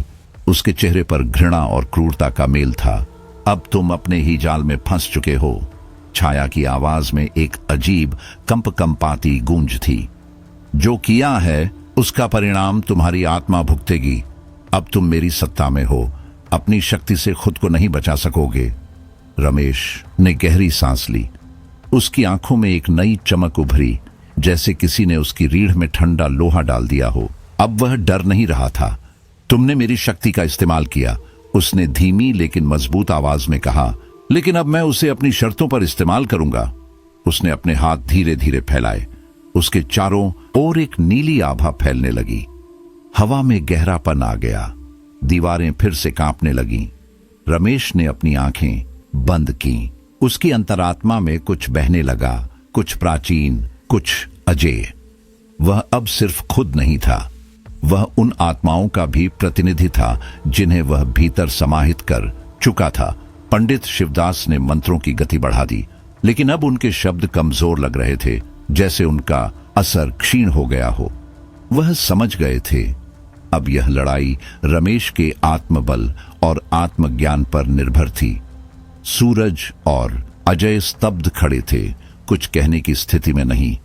वे बस रमेश को देख रहे थे, आशा और भय की मिली जुली नजरों से। अचानक हवा में एक तेज आंधी उठी। पूरा कमरा उस बवंडर की चपेट में आ गया। छाया का रूप और भी भयानक हो उठा। अब वह एक विकराल राक्षस की तरह दिखने लगा था, जिसकी आंखों में आग सुलग रही थी। तुमने अपनी शक्ति मुझसे लड़ी, छाया चीखी। अब भुगतो अपनी आत्मा की सजा। रमेश ने एक तेज चीख के साथ अपनी ऊर्जा को और ऊपर धकेला। वह प्रकाश की तरह फैलने लगी। एक विस्फोट हुआ, इतना जोरदार कि हवा का रुख ही बदल गया। छाया दबने लगी। उसकी छाया दीवारों पर बिखरने लगी, जैसे धुएं में बदल रही हो। तुम इस दुनिया के काबू में नहीं हो सकते, रमेश ने कहा, लेकिन अब वह शक्ति मेरे अंदर है और मैं तुम्हें नहीं, खुद को बदलने आया हूं। छाया कुछ पल के लिए पीछे हटी, लेकिन उसकी आंखों में अब भी गुस्सा था। तुम नहीं समझ पा रहे हो, वह गुर्राई। तुम्हारी ही शक्ति एक दिन तुम्हें नष्ट कर देगी। तुम नहीं जान सकते यह कितनी विनाशकारी है। रमेश ने सिर हिलाया। अब कोई नहीं है जो मुझे रोक सके, उसने निश्चय के साथ कहा। तभी कमरे में एक अजीब भयानक आवाज गूंजी। दीवारों पर धूल गिरने लगी, छत से मलबा झड़ने लगा और फिर हंसी, एक गहरी डरावनी हंसी जो आत्मा को अंदर तक काट दे। रमेश ने महसूस किया कि यह डर अब उसकी आत्मा के भीतर घुसने की कोशिश कर रहा है। तुम समझ नहीं पा रहे हो रमेश, पंडित शिवदास ने लगभग चिल्लाकर कहा। अब तुम्हारे भीतर जो शक्तियां हैं वे तुम्हें निगल सकती हैं, सावधान रहो। रमेश की आंखें चमकने लगीं। उसके चेहरे की शांति अब एक रहस्यमयी विकृति में बदलने लगी थी। मैं हर आत्मा को काबू कर सकता, उसने ठंडी आवाज में कहा। अब इन्हें रोकने का तरीका सिर्फ मेरे पास है। जैसे ही उसने ये कहा, चारों दीवारें एक झटके में झपकने लगीं। तेज हवा कमरे में गूंज उठी। एक सन्नाटा, फिर वह डरावनी हंसी और भी तीव्र हो गई। रमेश की सांसें तेज हो गईं। क्या वह इस शक्ति को संभाल पाएगा? छाया फिर से सामने आई। तुम अपने से अधिक शक्तिशाली नहीं हो, वह फुफकारती हुई बोली। तुम्हारे भीतर जो है वह अब बाहर आना चाहता है और तुम उसे रोक नहीं सकते। रमेश ने अपनी आंखें बंद कर लीं। उसने खुद को टटोला, उस उग्र बेचैन शक्ति को शांत करने की कोशिश की। अगर उसने एक पल भी खो दिया तो वह अंधेरे में समा जाएगा। मुझे अब किसी से डर नहीं है, रमेश ने कहा। उसकी आवाज शांत लेकिन दृढ़ थी। अब मैं जान चुका हूं कि जीतने का रास्ता भीतर से शुरू होता है। चारों ओर तूफान सा माहौल बन गया। वह चक्रवात, वह ऊर्जा, जैसे सब कुछ निगलने पर आमादा हो। रमेश ने अपनी पूरी शक्ति समेटी, उसे केंद्र में लाया और फिर एक विस्फोट हुआ। प्रकाश का, ऊर्जा का, आत्मबल का वह प्रकाश फैल गया। छाया अब उस रोशनी में सिकुड़ने लगी, गलने लगी। अब तुम समाप्त हो, रमेश ने कहा। उसकी आवाज में एक ताजगी, एक निश्चय, एक शांति थी। तुम मेरी शक्ति को समझने की कोशिश कर रहे थे, लेकिन अब मेरी शक्ति मैं हूं। लेकिन अब तुम मेरी जंजीरों में बंध चुके हो। छाया की आवाज तेज और घबराई हुई थी। उसकी चीख कमरे में गूंज रही थी। तुम अपनी ताकत से खिलवाड़ कर रहे हो रमेश। अगर तुमने ये किया तो तुम्हारी आत्मा हमेशा के लिए खो जाएगी। रमेश ने गहरी सांस ली। उसकी आंखें धीरे धीरे बंद हुई। ऐसा लग रहा था जैसे उसकी आत्मा और शरीर दोनों ही उस अदृश्य शक्ति में पूरी तरह डूब गए हों। उसकी पलकों के पीछे कोई हलचल नहीं थी।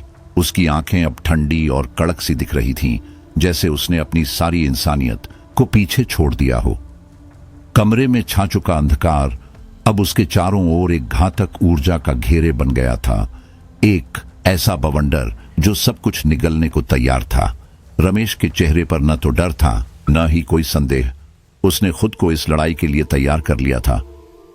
यह संघर्ष, उसने मन ही मन कहा, मुझे नष्ट करेगा या बचाएगा। छाया अब पूरी तरह से बदल चुकी थी। उसका आकार विशालकाय राक्षस जैसा हो गया था। उसकी हंसी खौफनाक आवाज में पूरे कमरे में गूंज रही थी, जैसे कोई भयानक तूफान उठ रहा हो। वह धीरे धीरे रमेश की ओर बढ़ी। उसकी चमकती आंखों में अधीरता और क्रूरता थी। तुम मेरी शक्ति को चुनौती दे रहे हो रमेश, उसने हंसते हुए कहा। तुम्हारे अंदर छुपी ये भयावह ताकत तुम्हें मेरे सामने पस्त कर देगी। रमेश ने उसकी तरफ देखकर बिना कोई झिझक के कहा, तुमने जो भी किया वो अब मुझसे ज्यादा शक्तिशाली नहीं रह गया। तुम्हारी ताकत तुम्हारे ही खिलाफ काम कर रही है और अब मैं उसका मालिक हूं। उसके शब्दों में एक अजीब सी ताजगी और आत्मविश्वास था, जैसे उसने खुद को पूरी तरह से पहचान लिया हो। वहीं दूर खड़े पंडित शिवदास मंत्रोच्चारण की गति तेज कर रहे थे। उनकी आंखों में भय साफ था, फिर भी उन्होंने दृढ़ता से कहा, रमेश, अब तुम्हें अपनी आत्मा की गहराइयों से अपनी शक्तियों को नियंत्रित करना होगा। ये रास्ता तुम्हें या तो अमर बना देगा या हमेशा के लिए मिटा देगा।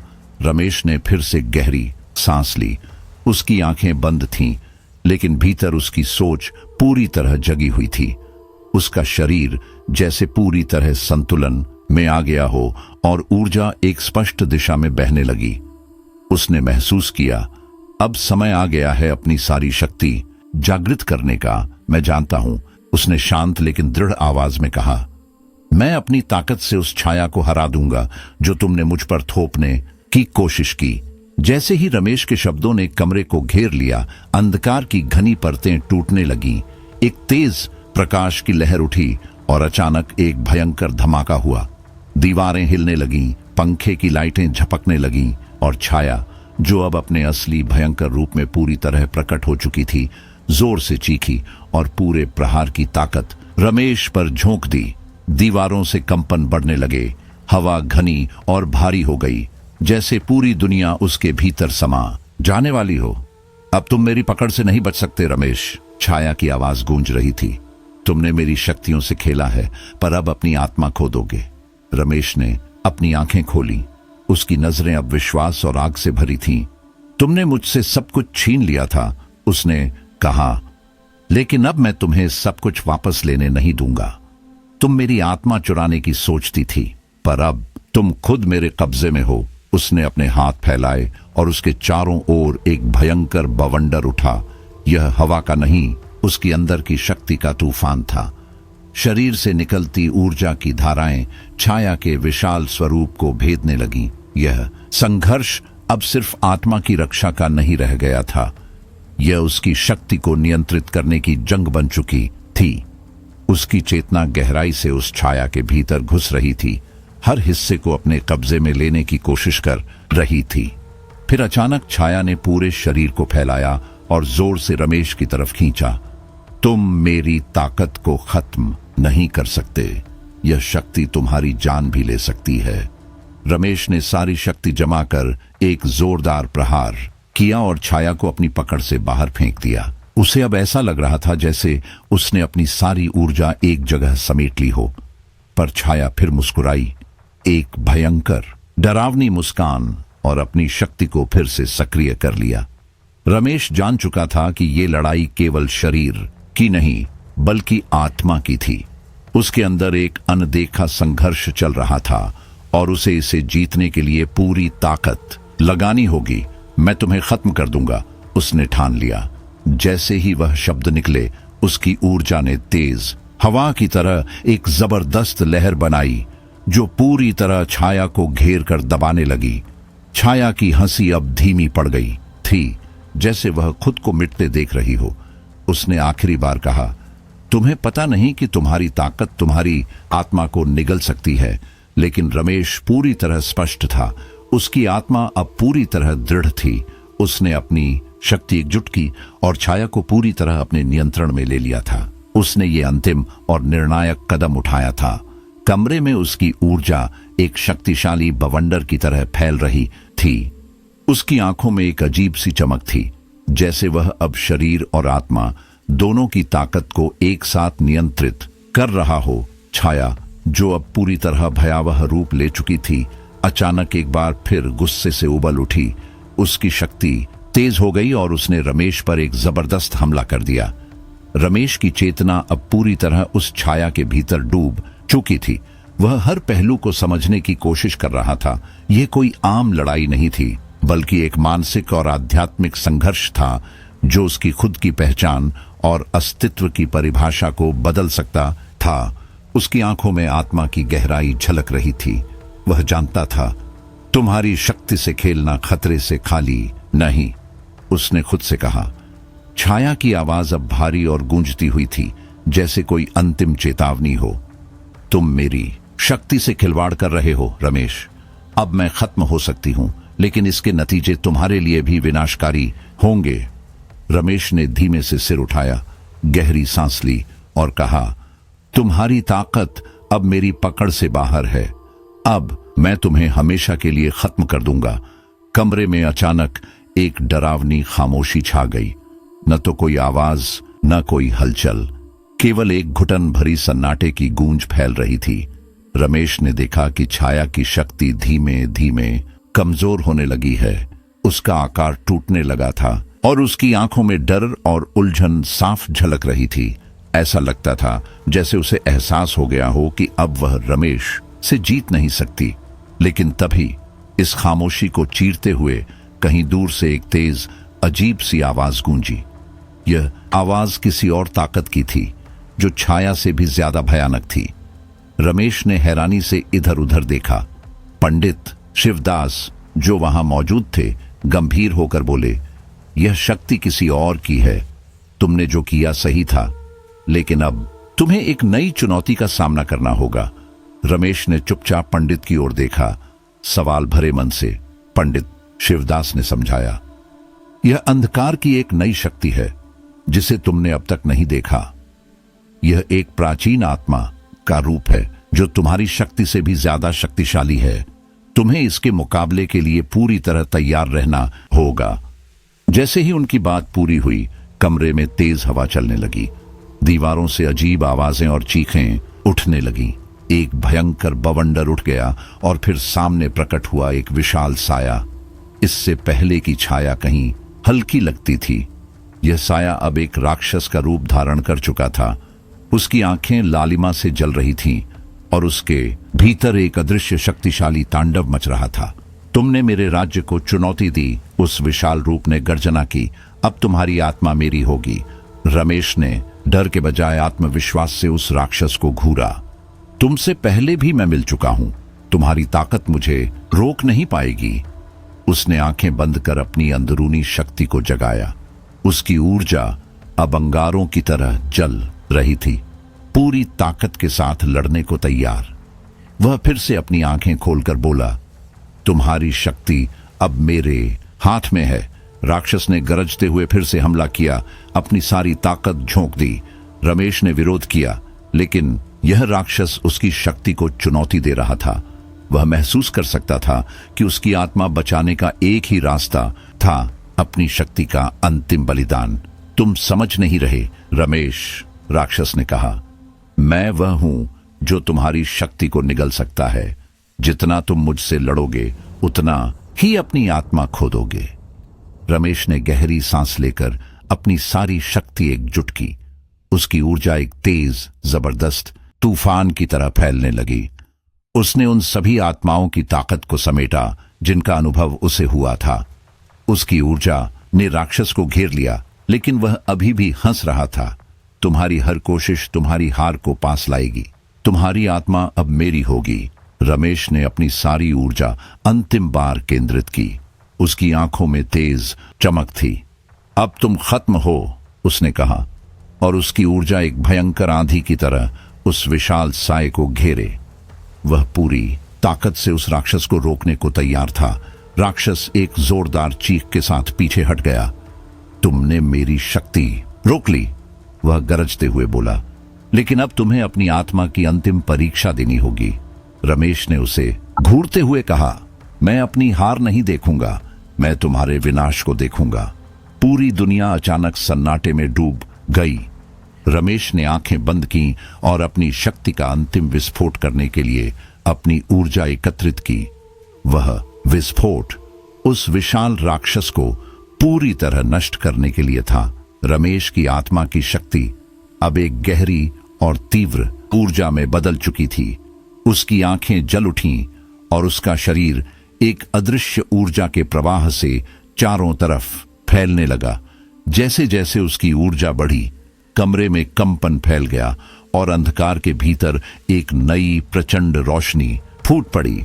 लेकिन यह रोशनी साधारण नहीं थी, ये एक उग्र और भीषण शक्ति थी जो इस भयानक युद्ध की आखिरी लड़ाई की घोषणा कर रही थी। वो विशाल राक्षस जो अभी तक अपनी डरावनी मौजूदगी से रमेश को डराने की कोशिश कर रहा था, अचानक कांपने लगा। उसकी आंखों में अब वही घबराहट साफ दिख रही थी, जैसे उसे समझ आ गया हो कि रमेश अब उससे पूरी तरह ऊपर है। उसकी छाया कमजोर पड़ने लगी थी। धीरे धीरे उसका भयानक रूप टूटने लगा। राक्षस ने चीखते हुए कहा, तुमने जो किया है उसका बदला भयंकर होगा। तुम मुझसे लड़कर अपनी आत्मा को भी खत्म कर रहे हो। रमेश ने गहरी सांस ली और अपने भीतर की ऊर्जा को और अधिक सशक्त किया। उसकी आवाज में अब दृढ़ता और पक्का विश्वास था। तुम जैसी कोई ताकत मुझे खत्म नहीं कर सकती। ये लड़ाई मेरी है और मैं इसे जीतने के लिए अपनी पूरी ताकत लगाऊंगा। जैसे ही रमेश ने यह कहा, उसकी ऊर्जा एक अंतिम प्रचंड विस्फोट की तरह फटी, जो पूरी ताकत से राक्षस को घेर कर नष्ट करने लगी। कमरे में एक भयंकर गर्जना गूंजी और राक्षस का डरावना रूप बिखर गया। उसकी चीखें जो हर कोने में गूंज रही थीं, अचानक खत्म हो गईं। लेकिन रमेश के मन में एक अजीब सी बेचैनी थी। ये तो बस शुरुआत थी। कमरे में सन्नाटा छा गया। ऐसा लगा मानो हवा भी थम गई हो। राक्षस का रूप तो गायब हो चुका था, लेकिन उसकी आत्मा कहीं आसपास मौजूद थी, जैसे किसी मौके की तलाश में हो। पंडित शिवदास ने गंभीर स्वर में कहा, यह कोई आम ताकत नहीं थी। राक्षस पूरी तरह खत्म नहीं हुआ। उसकी आत्मा के कुछ हिस्से अभी भी जिंदा हैं। वो वापस आ सकता है। हमें जल्दी कुछ करना होगा, नहीं तो ये भूतिया शक्ति तुम्हारी आत्मा को भी निगल जाएगी। रमेश की आंखों में अब चिंता की जगह एक अटूट हिम्मत चमक रही थी। मुझे पता है, उसने कहा, अगर मैं अपनी आत्मा बचाना चाहता हूं तो मुझे इसे हराना होगा। हमें इस शक्ति को जड़ से खत्म करना होगा, नहीं तो ये हमें हमेशा के लिए तबाह कर देगी। उसने अपनी आंखें बंद की और अंदर की शक्ति को और गहरा किया। उसे पता था कि अब इस आत्मा के शेष को भी नष्ट करना जरूरी था, लेकिन उसे यह भी पता था कि इस लड़ाई का अंत केवल उसकी इच्छा शक्ति और संकल्प पर निर्भर करेगा। तभी अचानक एक तेज हवा का झोंका आया और पूरे कमरे में अंधेरा छा गया। रमेश के सामने एक नई शक्ति प्रकट हुई, कुछ ऐसा जो उसने पहले कभी महसूस नहीं किया था। यह कोई साधारण भूत नहीं था, बल्कि एक प्राचीन आत्मा थी जो समय की गहराइयों से उभरी थी। उसकी आंखें जलते हुए अंगारों की तरह चमक रही थीं और उसकी मौजूदगी से एक ठंडी अजीब हवा चली। उस आत्मा की आवाज गूंज उठी, तुम नहीं जानते कि तुम्हारी शक्ति कितनी भयावह है। अब मैं तुम्हारी सारी ताकत निगल जाऊंगा। रमेश ने घबराए बिना अपनी ऊर्जा महसूस की और गहरी सांस ली। तुमसे बड़ी कोई ताकत मुझे डराने वाली नहीं। मैं अपनी लड़ाई खुद लड़ता हूं और मैं इसे खुद ही जीतूंगा। आत्मा ने अपनी चमकती आंखों से कहा, जो कुछ तुमने किया है उसका अंत तुम्हारे लिए आ चुका है। मैं तुम्हारे पूरे अस्तित्व को निगलने के लिए तैयार हूं। रमेश ने अपनी शक्ति को एक साथ संचित किया और उसकी आंखें नए विश्वास से जलने लगीं। उसे पता था कि इस नई शक्ति को हराने के लिए उसे अपनी आत्मा के सबसे गहरे हिस्से से ताकत निकालनी होगी। जैसे ही उसने अपनी पूरी ऊर्जा को एक साथ इकट्ठा किया, एक प्रचंड तूफान उठा जिसने पूरे कमरे को घेर लिया। आत्मा जो अब तक उसे चुनौती दे रही थी, कांपने लगी। उसकी शक्ति से टकराने पर उसका रूप फीका पड़ने लगा। वह चीखा, तुमने मुझे हराया, लेकिन तुम अपनी शक्ति को खत्म कर दोगे। यह ताकत तुम्हारी आत्मा को भी निगल जाएगी। रमेश ने आंखें बंद की और गहरी सांस ली। तुम्हारी ताकत अब खत्म हो चुकी है। अब मेरी आत्मा का राज होगा। उसकी आवाज में गहराई और पक्का विश्वास था। उसकी शक्ति ने एक भयंकर रोशनी का रूप लिया जो उस आत्मा को पूरी तरह नष्ट करने के लिए तैयार थी। लेकिन तभी एक जोरदार धमाका हुआ। रमेश के सामने एक और अजीब शक्ति उभरी जो उसकी आत्मविश्वास को चुनौती देने आई थी। कमरे में सन्नाटा था, जैसे समय भी थम गया हो। रमेश ने आंखें कसकर बंद की और धीरे धीरे सांस भरी। वह जानता था कि ये आखिरी जंग है, एक ऐसी लड़ाई जहां उसे अपनी आत्मा बचाने के लिए हर संभव ताकत लगानी होगी। अब वह किसी से डर नहीं रहा था, पर सामने जो चुनौती थी वह असंभव सी लग रही थी, जो उसे मानसिक और शारीरिक रूप से तोड़ने की कोशिश कर रही थी। तभी जोरदार धमाके के साथ कमरे में हर चीज हिल गई। एक ठंडी हवा का झोंका आया और फिर एक अस्पष्ट आकार धीरे धीरे सामने आया। यह एक नई राक्षसी शक्ति थी जिसने पूरे कमरे में अंधकार फैला दिया था। उसकी आंखें जलते हुए अंगारों की तरह थीं और उसके शरीर से एक अजीब हलचल निकल रही थी। वह अब तक की सबसे भयानक ताकत थी, जो सीधे रमेश के सामने खड़ी थी। रमेश ने आंखें खोलते हुए ठंडी आवाज में पूछा, तुम कौन हो? मैं हूं वो जिसने तुम्हारी हर चाल को पहले ही देख लिया है, राक्षस ने गर्जना करते हुए कहा। उसकी आवाज में ऐसी ताकत थी कि जैसे किसी पुरानी गुफा की दीवारें कांप रही हों। तुम जितनी भी शक्ति लगाओ, तुम्हारा अंत अब निश्चित है। रमेश की आंखों में एक अडिग विश्वास था। उसने गहरी सांस ली और धीरे से बोला, अगर मैंने एक कदम भी पीछे हटाया तो मैं हार जाऊंगा, लेकिन समझ लो, तुम कितने भी रूप बदल लो, मैं तुम्हें रोकने के लिए तैयार हूं। राक्षस ने एक कर्कश हंसी छोड़ी जो कमरे में गूंज उठी। तुमने सोचा था कि तुम मुझे हरा सकते हो? नहीं, मैं वो शक्ति हूं जिसके सामने तुम कहीं टिक नहीं सकते। फिर वह राक्षस अपनी विशाल डरावनी काया में बदलने लगा। उसके हर कदम से पृथ्वी थरथराने लगी और कमरे में एक अजीब गूंज फैल गई, जैसे दीवारें खुद उस ऊर्जा के बोझ तले दब रही हों। रमेश ने अपने पूरे शरीर में ताकत संचित की। उसने महसूस किया कि उसकी आत्मा में इतनी शक्ति है कि अगर उसने सही समय पर उसे छोड़ा तो वह इस राक्षस को हरा सकता है। पर गलती की जगह नहीं थी। तुम्हारा समय खत्म हो रहा है, रमेश ने फुसफुसाते हुए कहा। हाँ, तुम जैसे इंसान मुझे समझ ही नहीं पाए, राक्षस ने ठहाका लगाया। मैं वह शक्ति हूं जो समय को भी निगल सकती है। तुम्हारी हर योजना अब विफल होगी। रमेश की आंखों में एक नई चमक थी। मेरे अंदर ऐसी ताकत है जिसे तुम कभी समझ नहीं पाओगे। उसने अपनी पूरी आत्मा की शक्ति एक साथ संचित की और एक जबरदस्त विस्फोट किया। उस विस्फोट की गूंज पूरे कमरे में फैल गई, इतनी तीव्र कि पहले कभी महसूस नहीं हुई। राक्षस की हर रूप रंग कांपने लगा। उसकी विशाल काया थरथराई। उसकी आंखों में डर झलकने लगा, लेकिन रमेश ने झुकने का नाम नहीं लिया। उसने फिर से अपनी शक्ति का प्रयोग किया और राक्षस पीछे हटने लगा। उसकी ताकत धीरे धीरे कम हो रही थी। तुमने क्या किया? राक्षस चीखा। तुमने मेरी शक्ति को कैसे काटा? रमेश ने गहरी सांस ली और कहा, यह मेरी आत्मा की शक्ति है जो अब तुम्हारे ऊपर भारी पड़ रही है। राक्षस ने खुद को संभाला और अपनी पूरी ताकत इकट्ठा की। वह फिर से हमला करने लगा, लेकिन रमेश ने अपनी शक्ति और भी नियंत्रित कर ली थी। उसकी ऊर्जा अब पूरी तरह से राक्षस को घेरने लगी थी। तुम्हारी शक्ति खत्म हो चुकी है, रमेश ने ठंडी आवाज में कहा। अब तुम्हारा अस्तित्व भी समाप्त होगा। जैसे ही उसने यह कहा, उसने एक और शक्तिशाली झंझावात मारा। राक्षस ने पूरी ताकत से लड़ने की कोशिश की, लेकिन वह रमेश की ऊर्जा के सामने असहाय था। उसके हर हमले का असर कम हो रहा था। तभी अचानक एक नई आवाज आई, गहरी, तेज और अजीब, जैसे कोई अज्ञात शक्ति इस लड़ाई में शामिल हो रही हो। रमेश, तुम्हारी ताकत ने मेरे रूप को नष्ट कर दिया है, लेकिन यह लड़ाई अब सिर्फ तुम्हारी नहीं रही। रमेश चौंक गया। उसकी आंखों में डर की कोई जगह नहीं थी, लेकिन वह इस नई ताकत के सामने चुप था। सामने एक नई आकृति उभरी, राक्षस से भी भयावह। वह धीरे धीरे पूरे कमरे में फैलने लगी।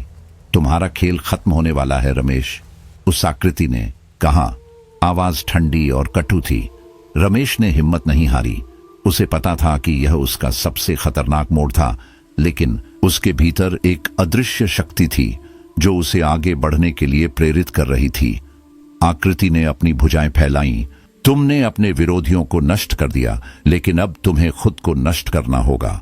रमेश ने उसकी बातों को ठुकराते हुए अपनी पूरी ताकत केंद्रित की।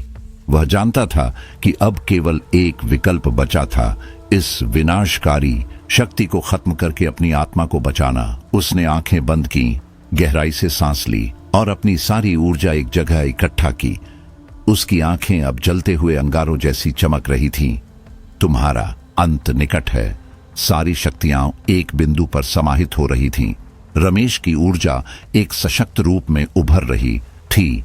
उसने अपनी ताकत का सर्वोच्च उपयोग किया और एक अंतिम प्रहार किया जो उस भयावह आकृति को पूरी तरह नष्ट कर देगा। लेकिन तभी एक और धमाका हुआ और आकृति अचानक गायब हो गई। कमरे में एक अजीब सी खामोशी छा गई। रमेश के दिल में एक अजीब सा डर बैठ गया। क्या हुआ? क्या मैंने हार मान ली? फिर अचानक कमरे में एक हल्की सी रोशनी फैलने लगी। वह रोशनी किसी नायक के आगमन जैसी थी और उसकी उपस्थिति से वातावरण में ठंडी लहर दौड़ गई।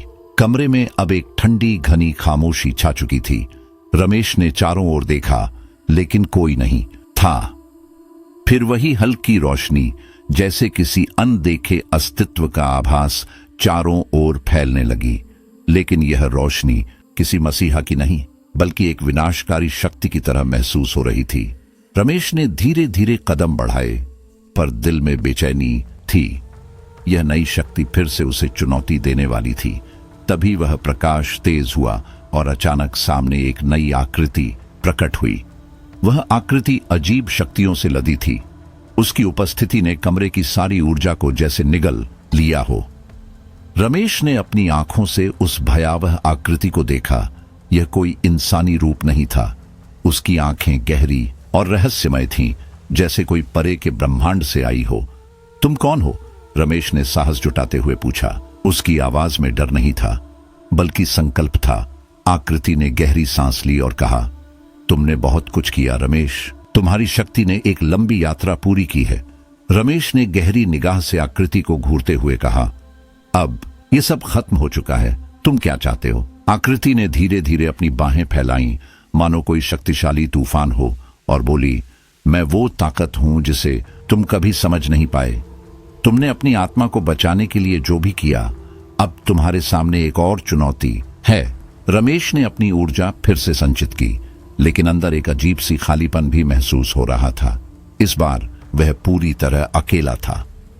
यह शक्ति सिर्फ उसके शरीर को ही नहीं बल्कि उसकी आत्मा को निगलने की कोशिश कर रही थी। तुम मुझे नहीं हरा सकते, आकृति ने हंसते हुए कहा, क्योंकि मैं तुम्हारी ही शक्ति का एक रूप हूं। मैं वही हूं जिसे तुमने खुद से बाहर निकाल दिया था, पर अब मैं तुम्हारे अंदर हूं। रमेश ने एक लंबी सांस ली और अचानक उसे एहसास हुआ कि यह कोई बाहरी शत्रु नहीं बल्कि उसका अपना ही अंधेरा था जिसे उसने सालों से दबा रखा था। वह अपनी ही आत्मा की गहराई में छिपे उस शैतानी पहलू से जूझ रहा था। तुम जो भी हो, रमेश ने संकल्प से कहा, मैं तुम्हें मिटा दूंगा। मैं अपनी आत्मा से प्यार करता हूं और उसे बचाने का पूरा हक रखता हूं। आकृति ने अपनी आंखें तेजी से घुमाई और तेजी से रमेश की तरफ बढ़ने लगी। तुम्हारी ताकत अब खत्म हो रही है रमेश। तुम्हारे पास कोई रास्ता नहीं बचा। रमेश ने अपनी आंखें बंद की, अपने भीतर की ऊर्जा को महसूस किया। वह जान गया था कि ये लड़ाई सिर्फ बाहरी नहीं बल्कि आत्मा की गहरी खामियों से भी थी। उसने खुद से कहा, अगर मैं जीतना चाहता हूं तो मुझे अपनी आंतरिक शक्ति को पूरी तरह से नियंत्रित करना होगा। एक गहरी आवाज में उसने कहा, मैं अपनी आखिरी ताकत तुम्हारे खिलाफ इस्तेमाल करूंगा। उसके शब्दों के साथ एक तेज चमक हुई और उसकी पूरी ऊर्जा एक जगह जमा हो गई। कमरे में एक गूंज सी घड़ी। सब कुछ हिल गया। आकृति चिल्लाई, तुम मुझे नहीं हरा सकते। पर रमेश ने अपनी आंखें खोल दी। उसके भीतर एक नई रोशनी जल रही थी। उसकी सारी शक्ति एक अजीब ऊर्जा में बदल चुकी थी जो उस आकृति को पूरी तरह से घेर रही थी। आकृति ने विरोध करने की कोशिश की लेकिन अब वह बुरी तरह दबती जा रही थी। तुम मेरे सामने असहाय हो, रमेश ने कहा। तुम्हारे जैसे राक्षस मेरी ताकत के सामने टिक नहीं सकते। फिर आकृति ने अपने रूप को बदलते हुए एक विशाल छाया के रूप में प्रकट होकर फिर से हमला किया। उसकी आंखों में पागलपन था। शायद तुम मेरे खिलाफ कुछ पल के लिए जीत जाओ लेकिन ये लड़ाई कभी खत्म नहीं होगी, आकृति ने कहा। मैं हमेशा तुम्हारे भीतर रहूंगा। रमेश ने गहरी सांस ली। उसकी आंखों में अब डर का कोई अक्स नहीं था। अगर ये सच है, उसने कहा, तो मैं अपनी आत्मा से हर डर निकाल दूंगा। तुम जितनी बार आओगे, मैं तुम्हें हर बार हराऊंगा। आकृति ने घूरते हुए कहा, तुमने अपनी आत्मा को पूरी तरह बदल दिया है, लेकिन क्या तुम जानते हो इसका क्या परिणाम होगा? तुम अपनी सारी ऊर्जा खत्म कर दोगे और यही ताकत तुम्हारी आत्मा को निगल जाएगी। रमेश मुस्कुराया, अगर ये मेरी नियति है तो मैं उसे स्वीकार कर लूंगा, पर मैं तब तक नहीं रुकूंगा जब तक तुम्हें हरा न दूं। जैसे ही उसने ये कहा, कमरे में एक अजीब सी हलचल फैल गई और वह राक्षसी आकृति धीरे धीरे ढहने लगी। लेकिन रमेश जानता था कि यह लड़ाई खत्म नहीं हुई थी। यह सिर्फ एक और युद्ध था, अपनी आंतरिक अंधकार से लड़ने के लिए। तभी कमरे में एक और शक्ति का आभास हुआ, एक रहस्यमय अपरिचित ऊर्जा जो रमेश के खिलाफ नहीं थी, बल्कि उसकी मदद के लिए आई थी। तुम ये लड़ाई अकेले नहीं लड़ सकते, एक आवाज आई। तुम्हें मेरे साथ चलना होगा। रमेश ने आवाज की ओर देखा और महसूस किया कि यह वही शक्ति है जो उसे इस सबसे बड़ी लड़ाई में सहारा देने वाली है। कौन हो तुम? उसने पूछा। मैं वही हूं जिसने तुम्हारे अंदर के अंधकार को समझा है। मैं तुम्हारी आत्मा का एक हिस्सा हूं और मैं तुम्हारे साथ हूं, आवाज ने कहा। रमेश की आंखों में उम्मीद की नई किरण चमकी। वह जानता था अब वह अकेला नहीं था। जो शक्ति वर्षों से उसके अंदर थी, वह अब सही दिशा में उसे आगे बढ़ाने के लिए तैयार थी। कमरे में अजीब सी ऊर्जा फैल गई थी। रमेश को ऐसा लग रहा था जैसे उसकी आत्मा और शरीर दोनों किसी गहरे रहस्यमय शक्ति से जुड़ गए हों। वह जानता था कि ये आवाज, ये साथी उसकी राह का मार्गदर्शक था। तुम मुझे कभी अकेला नहीं छोड़ोगे, है ना? रमेश ने धीमे स्वर में कहा। हम हमेशा तुम्हारे साथ हैं, आवाज गूंज उठी। तुम्हारे अंदर ऐसी शक्ति है जिसकी तुम्हें कभी कल्पना भी नहीं थी, और अब वक्त आ गया है उसे सही दिशा में इस्तेमाल करने का। रमेश ने गहरी सांस ली और कमरे के चारों ओर देखा। राक्षसी आकृति अभी भी थोड़ी दूर खड़ी थी, पर अब वह पहले जैसी भयानक नहीं लग रही थी। उसकी ऊर्जा कम हो चुकी थी और अब वह सिर्फ एक बिखरी हुई छाया सी रह गई थी। रमेश ने महसूस किया कि जो शक्ति उसकी आत्मा में जाग रही थी, वह अब उसके नियंत्रण में थी। उसे पता था यह उसका आखिरी मौका था। अगर उसने इसे ठीक से इस्तेमाल किया तो वह इस खतरनाक शक्ति को पूरी तरह खत्म कर सकता था। अब तुम्हारी बारी है, रमेश ने गहरी आवाज में कहा। मैं तुम्हें मिटा दूंगा। आकृति धीमे कदमों से उसकी तरफ बढ़ी, लेकिन अब उसमें वह पहले वाला डर नहीं था। रमेश ने अपनी पूरी शक्ति संचित की। उसकी आंखों में एक नई रोशनी जल रही थी, एक ऐसी जो अब कभी बुझने वाली नहीं थी। जो ताकत रमेश के अंदर वर्षों से दबा रही थी, आज वह पहली बार अपनी पूरी ताकत के साथ बाहर आ रही थी। यह शक्ति उस अंधकार की तरह थी जिसे वह हमेशा छुपाता आया था, पर अब उस अंधकार ने उसकी आत्मा को जकड़ लिया था। कमरे के कोने में खड़ी वह राक्षसी आकृति फिर से अपनी विशालता बढ़ा रही थी, जैसे किसी शिकारी की तरह अपने शिकार पर टूटने को तैयार हो। उसका आकार दोगुना हो गया। उसकी छवि इतनी भारी और डरावनी लग रही थी कि हवा में सिहरन सी फैल गई। रमेश ने गहरी सांस ली, अपनी आंखें बंद कर लीं और अंदर गहराई से ध्यान लगाने लगा। धीरे धीरे उसके शरीर से एक अजीब सी ऊर्जा निकलने लगी जो पहले भी कभी महसूस नहीं हुई थी।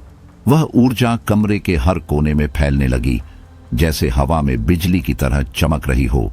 तुम क्या करने जा रहे हो? उस राक्षसी आकृति की आवाज अब डर से कंपा रही थी। रमेश ने शांत और दृढ़ स्वर में जवाब दिया, मैं तुम्हें मेरी शक्ति का असली रूप दिखाने वाला हूं। तुमने जो समझा कि मेरी शक्ति क्या है, अब तुम जानोगे कि मैं क्या कर सकता हूं। उसने अपनी सारी ऊर्जा को एक जगह पर केंद्रित किया।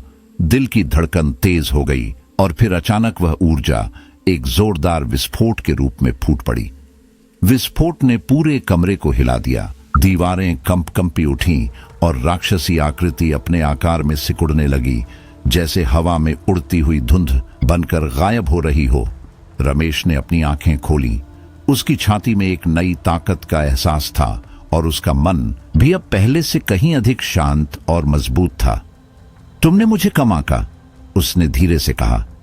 यह लड़ाई सिर्फ बाहर की नहीं, मेरी आत्मा की भी है। मेरी ताकत तुमसे कहीं ज्यादा गहरी है। राक्षस की आकृति अब बस एक छोटी सी परछाई की तरह रह गई, फिर पूरी तरह नष्ट हो गई। कमरे में फैल चुकी ऊर्जा अब भी मौजूद थी, जैसे वह कहीं दूर से उसकी ताकत का साक्षी हो। रमेश ने खुद को संभाला और चारों ओर देखा। सब कुछ शांत था, लेकिन वह जानता था कि यह शांति अस्थायी है। अब मैं क्या करूं? उसने खुद से पूछा। क्या यह सच में खत्म हो गया? पर दिल की गहराई में वह समझ गया कि यह खत्म नहीं था, यह तो सिर्फ एक अध्याय था। असली लड़ाई अभी शुरू हुई थी। उसने अपनी नई शक्ति को महसूस किया, जो उसे किसी अनजाने रास्ते पर ले जाने वाली थी। वह जानता था कि अब उसे न सिर्फ अपनी ताकत का सही इस्तेमाल करना होगा, बल्कि उस अंधकार को भी समझना होगा जो उसके भीतर छुपा था। तुमने अच्छा काम किया रमेश। अचानक वही रहस्यमय आवाज फिर से गूंजने लगी। पर तुम्हारे लिए अभी बहुत कुछ बाकी है। यह शक्ति तुम्हारी यात्रा का सिर्फ पहला पड़ाव है। अब तुम एक नए मुकाम पर पहुंच रहे हो, जहां तुम्हें इसे सही दिशा में ले जाना होगा। रमेश ने गहरी सांस ली और फिर से अपनी आंखें बंद कर लीं। उसे साफ महसूस हुआ कि यह सब एक बड़ा परीक्षण था, एक ऐसा युद्ध जो उसके आत्मा और मन की सबसे गहरी कोहनी तक जाएगा। मैं तैयार हूं, उसने धीरे से कहा। चाहे जो भी हो, मैं इसे हर हाल में जीतूंगा। जैसे ही उसने यह कहा, कमरे की दीवारें फिर से कांपने लगीं। एक नई शक्ति जो न तो राक्षस थी, न भूत और न किसी पारंपरिक डरावनी चीज की तरह, धीरे धीरे उसके सामने प्रकट होने लगी। वह शक्ति पूरी तरह अदृश्य थी, एक रहस्यमय परछाई जो उसे एक नए उद्देश्य की ओर खींच रही थी। तुम्हारी यात्रा खत्म नहीं हुई, वह आवाज फिर से बोली। तुम्हें अभी और भी गहरी शक्तियों का सामना करना होगा। रमेश ने आंखें खोलते हुए पूछा, क्या मतलब है तुम्हारा? क्या मेरी लड़ाई अभी खत्म नहीं हुई? नहीं, आवाज ने गंभीरता से कहा। अब तुम्हें अपने भीतर के सबसे बड़े डर और कमजोरियों का सामना करना होगा। अगर तुम उस अंधकार को जीत गए तो वही तुम्हारी असली शक्ति बनेगी। रमेश की आंखों में नई चमक आई। अब उसे समझ आ रहा था कि असली लड़ाई बाहर की नहीं, बल्कि उसके अपने अंदर की थी। उसे अपने भीतर के अंधकार से लड़ना होगा। मैं तैयार हूं, उसने दृढ़ता से कहा। मैं किसी भी शैतानी शक्ति से नहीं डरता, न बाहर की, न अपने भीतर की। मैं अपने अंधकार को उजागर करूंगा और उसे अपनी ताकत बना लूंगा। रमेश का दिल तेजी से धड़कने लगा।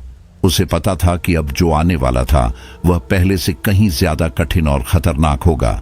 उसकी पूरी मौजूदगी में एक अजीब सी ऊर्जा दौड़ रही थी, जैसे वह खुद को नए रूप में बदल रहा हो। कमरे में गाढ़ा अंधेरा छा गया था और किसी भी रोशनी की उम्मीद लगभग खत्म हो चुकी थी। रमेश ने अपनी आंखें कसकर बंद की और ध्यान लगाया।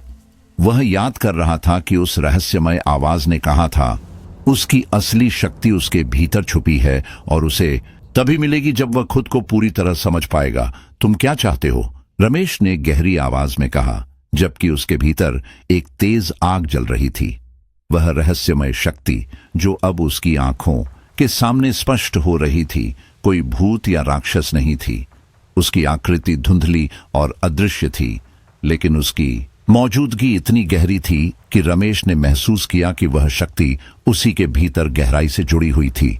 तुमने अपनी शक्ति को पहचान लिया है, वह आवाज बोली, लेकिन तुम्हारी सबसे बड़ी लड़ाई अभी शुरू हुई है। अब तुम्हें खुद से वह करना होगा जो तुमने कभी सोचा भी नहीं था। रमेश ने आंखें खोली। कमरे में एक अजीब स्थिर शांति थी, लेकिन वह शांति किसी आने वाले तूफान से भी ज्यादा खतरनाक लग रही थी। यह शांति उस भयंकर लड़ाई से पहले की थी जो उसकी आत्मा और पूरी दुनिया को बदलने वाली थी। जैसे कुछ बड़ा होने वाला हो, रमेश ने अपनी सारी ताकत इकट्ठा की और धीरे धीरे खड़ा हुआ। मन में एक सवाल गूंज रहा था, मैं अपने अंदर के उस अंधकार को कैसे हरा पाऊंगा? उसकी सांसें भारी थीं, दिल की धड़कन तेज हो रही थी। तभी वह आवाज फिर से गूंजने लगी, मानो उसके अंदर ही कहीं से तुम्हारे भीतर गहरी कमियां हैं जिन्हें पहचानना और स्वीकारना जरूरी है। बिना इसके तुम अपनी शक्ति को पूरी तरह से काबू नहीं कर पाओगे। तुम्हें अपने भीतर के अंधेरे का सामना करना होगा। रमेश की आंखों में चमक आ गई। यह आखिरी परीक्षा थी और अगर वह इसे पार कर गया तो उसकी सारी शक्ति खुलकर सामने आएगी। उसने खुद को संभाला और धीरे धीरे अपने अंदर की गहराइयों में उतरने लगा। हर कदम पर ऐसा लग रहा था जैसे वह अपने सबसे भयानक डर, अपने छुपे हुए दोषों से टकरा रहा हो। अंदर के अंधेरे में एक अनदेखी शक्ति उसके साथ खेल रही थी, उसे हिला रही थी। अचानक एक तेज आवाज हुई। रमेश ने महसूस किया कि उसकी पुरानी यादें सामने आकार ले रही हैं। वे डर, वे गलती, वे कमजोरियां जो उसने वर्षों से अपने दिल के सबसे छिपे हुए हिस्सों में दफना रखी थीं, अब उस पर टूट रही थीं।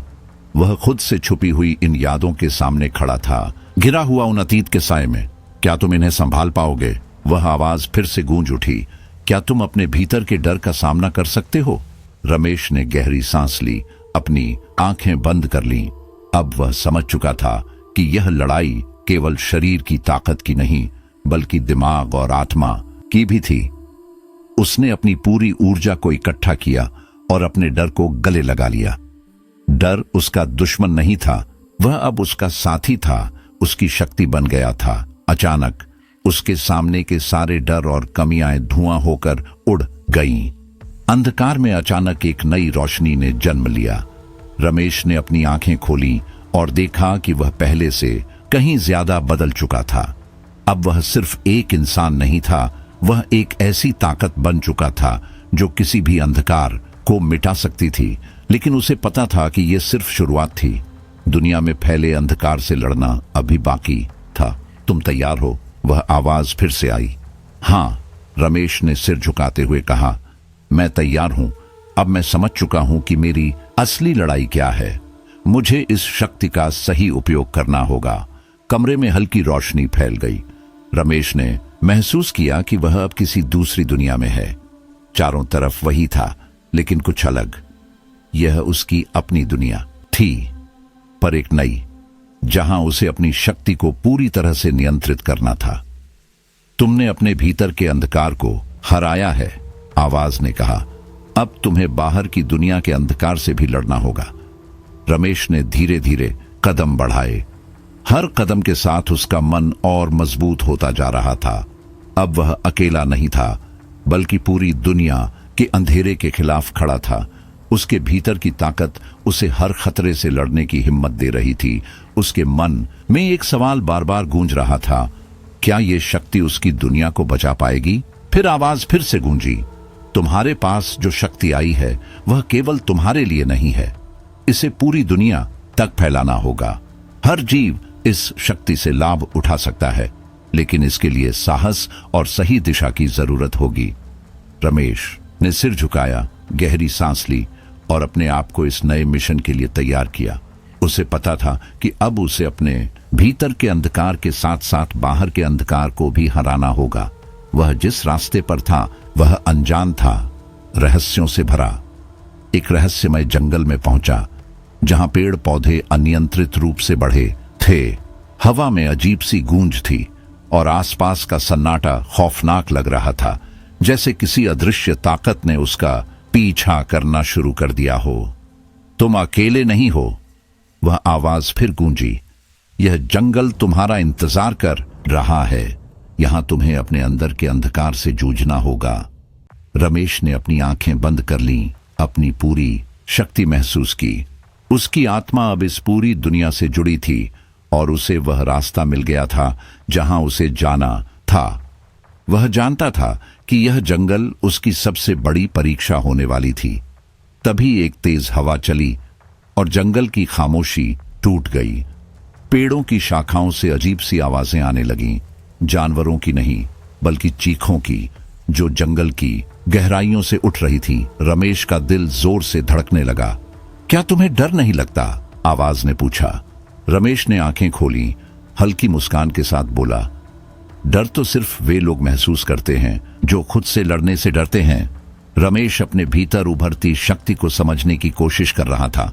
मैं अब अपनी ताकत से नहीं डरूंगा, उसने मन ही मन ठान लिया। तभी अचानक एक तेज आंधी चली। जंगल की हर पेड़ झाड़ी, हर छाया जैसे जीवंत हो उठी हो। यह अब कोई सामान्य जंगल नहीं रह गया था, बल्कि एक ऐसा स्थान बन गया था जहां हर कदम पर उसे अपनी भीतर की शक्ति की जरूरत महसूस हो रही थी। जैसे ही रमेश आगे बढ़ा, उसकी नजरें एक काले साए पर पड़ी जो धीरे धीरे आकार लेने लगा। पहले धुंधला था, फिर एक भयानक रूप में तब्दील हो गया। एक विशाल राक्षस जिसकी चमकदार लाल आंखें सीधे उसकी आत्मा में झांक रही थी। उसकी काली त्वचा से घोर अंधकार फैल रहा था और उसके पंखों के नीचे एक अजीब सी धुंध उभर रही थी। क्या तुम महसूस कर रहे हो? राक्षस ने गहरी आवाज में पूछा, जो जंगल की हर शाख को हिला रही थी। यह जंगल अब तुम्हारा है और मैं तुम्हारे सामने हूं। क्या तुम मुझसे लड़ने को तैयार हो? रमेश ने अपनी शक्ति को महसूस किया, दिल में एक अटूट विश्वास के साथ मुस्कुराया। तुम मेरी यात्रा की अंतिम चुनौती हो, लेकिन मैं तुम्हें मिटाने के लिए तैयार हूं। राक्षस ने ताना मारा, तुम सोचते हो कि तुम मुझे हरा पाओगे? तुम्हारे अंदर भी वही अंधकार है जो मेरे भीतर है। तुम मुझे कैसे पार करोगे? रमेश ने गहरी सांस ली और अपनी पूरी ताकत जुटाई। अब वह समझ चुका था कि यह लड़ाई केवल बाहरी राक्षस से नहीं, बल्कि उसके अंदर के डर और कमजोरियों से भी थी। तुम सही हो, उसने धीमे से कहा। मेरे अंदर भी अंधकार है, लेकिन मैंने उसे पहचान लिया है, स्वीकार कर लिया है। अब वही अंधकार मेरी ताकत है। उसने अपनी आंखें बंद की और जोर से चिल्लाया, अब मैं तुम्हारे खिलाफ खड़ा हूं। उसकी आवाज जंगल में गूंजने लगी। एक जोरदार धमाका हुआ, जैसे पूरा जंगल एक पल के लिए थम गया हो। राक्षस चिल्लाता हुआ अपनी जगह से उड़ने लगा। उसका आकार सिकुड़ने लगा, फिर धीरे धीरे पूरी तरह से गायब हो गया। रमेश ने अपनी आंखें खोली। जंगल अब पहले जैसा नहीं था। हवा में ताजगी थी, पेड़ों की शाखाएं शांतिपूर्वक हिल रही थीं। उसने एक पल ठहरकर अपने अंदर की ताकत महसूस की। यह जीत एक शुरुआत थी, न कि अंत। तुमने पहला कदम सही दिशा में रखा है, एक रहस्यमय आवाज ने कहा। लेकिन तुम्हारे सामने और भी चुनौतियां हैं। रमेश ने सिर झुकाकर उस शक्ति का अनुभव किया जो अब उसके भीतर थी। वह जानता था कि उसकी लड़ाई अभी खत्म नहीं हुई थी।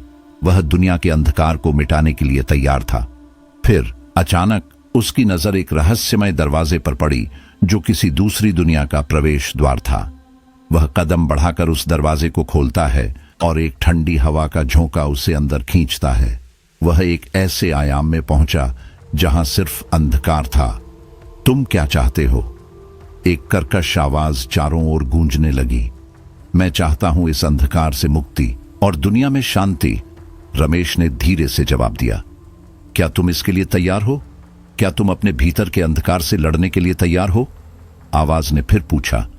रमेश ने अपनी आंखें बंद की, गहरी सांस ली और कहा, मैं तैयार हूं।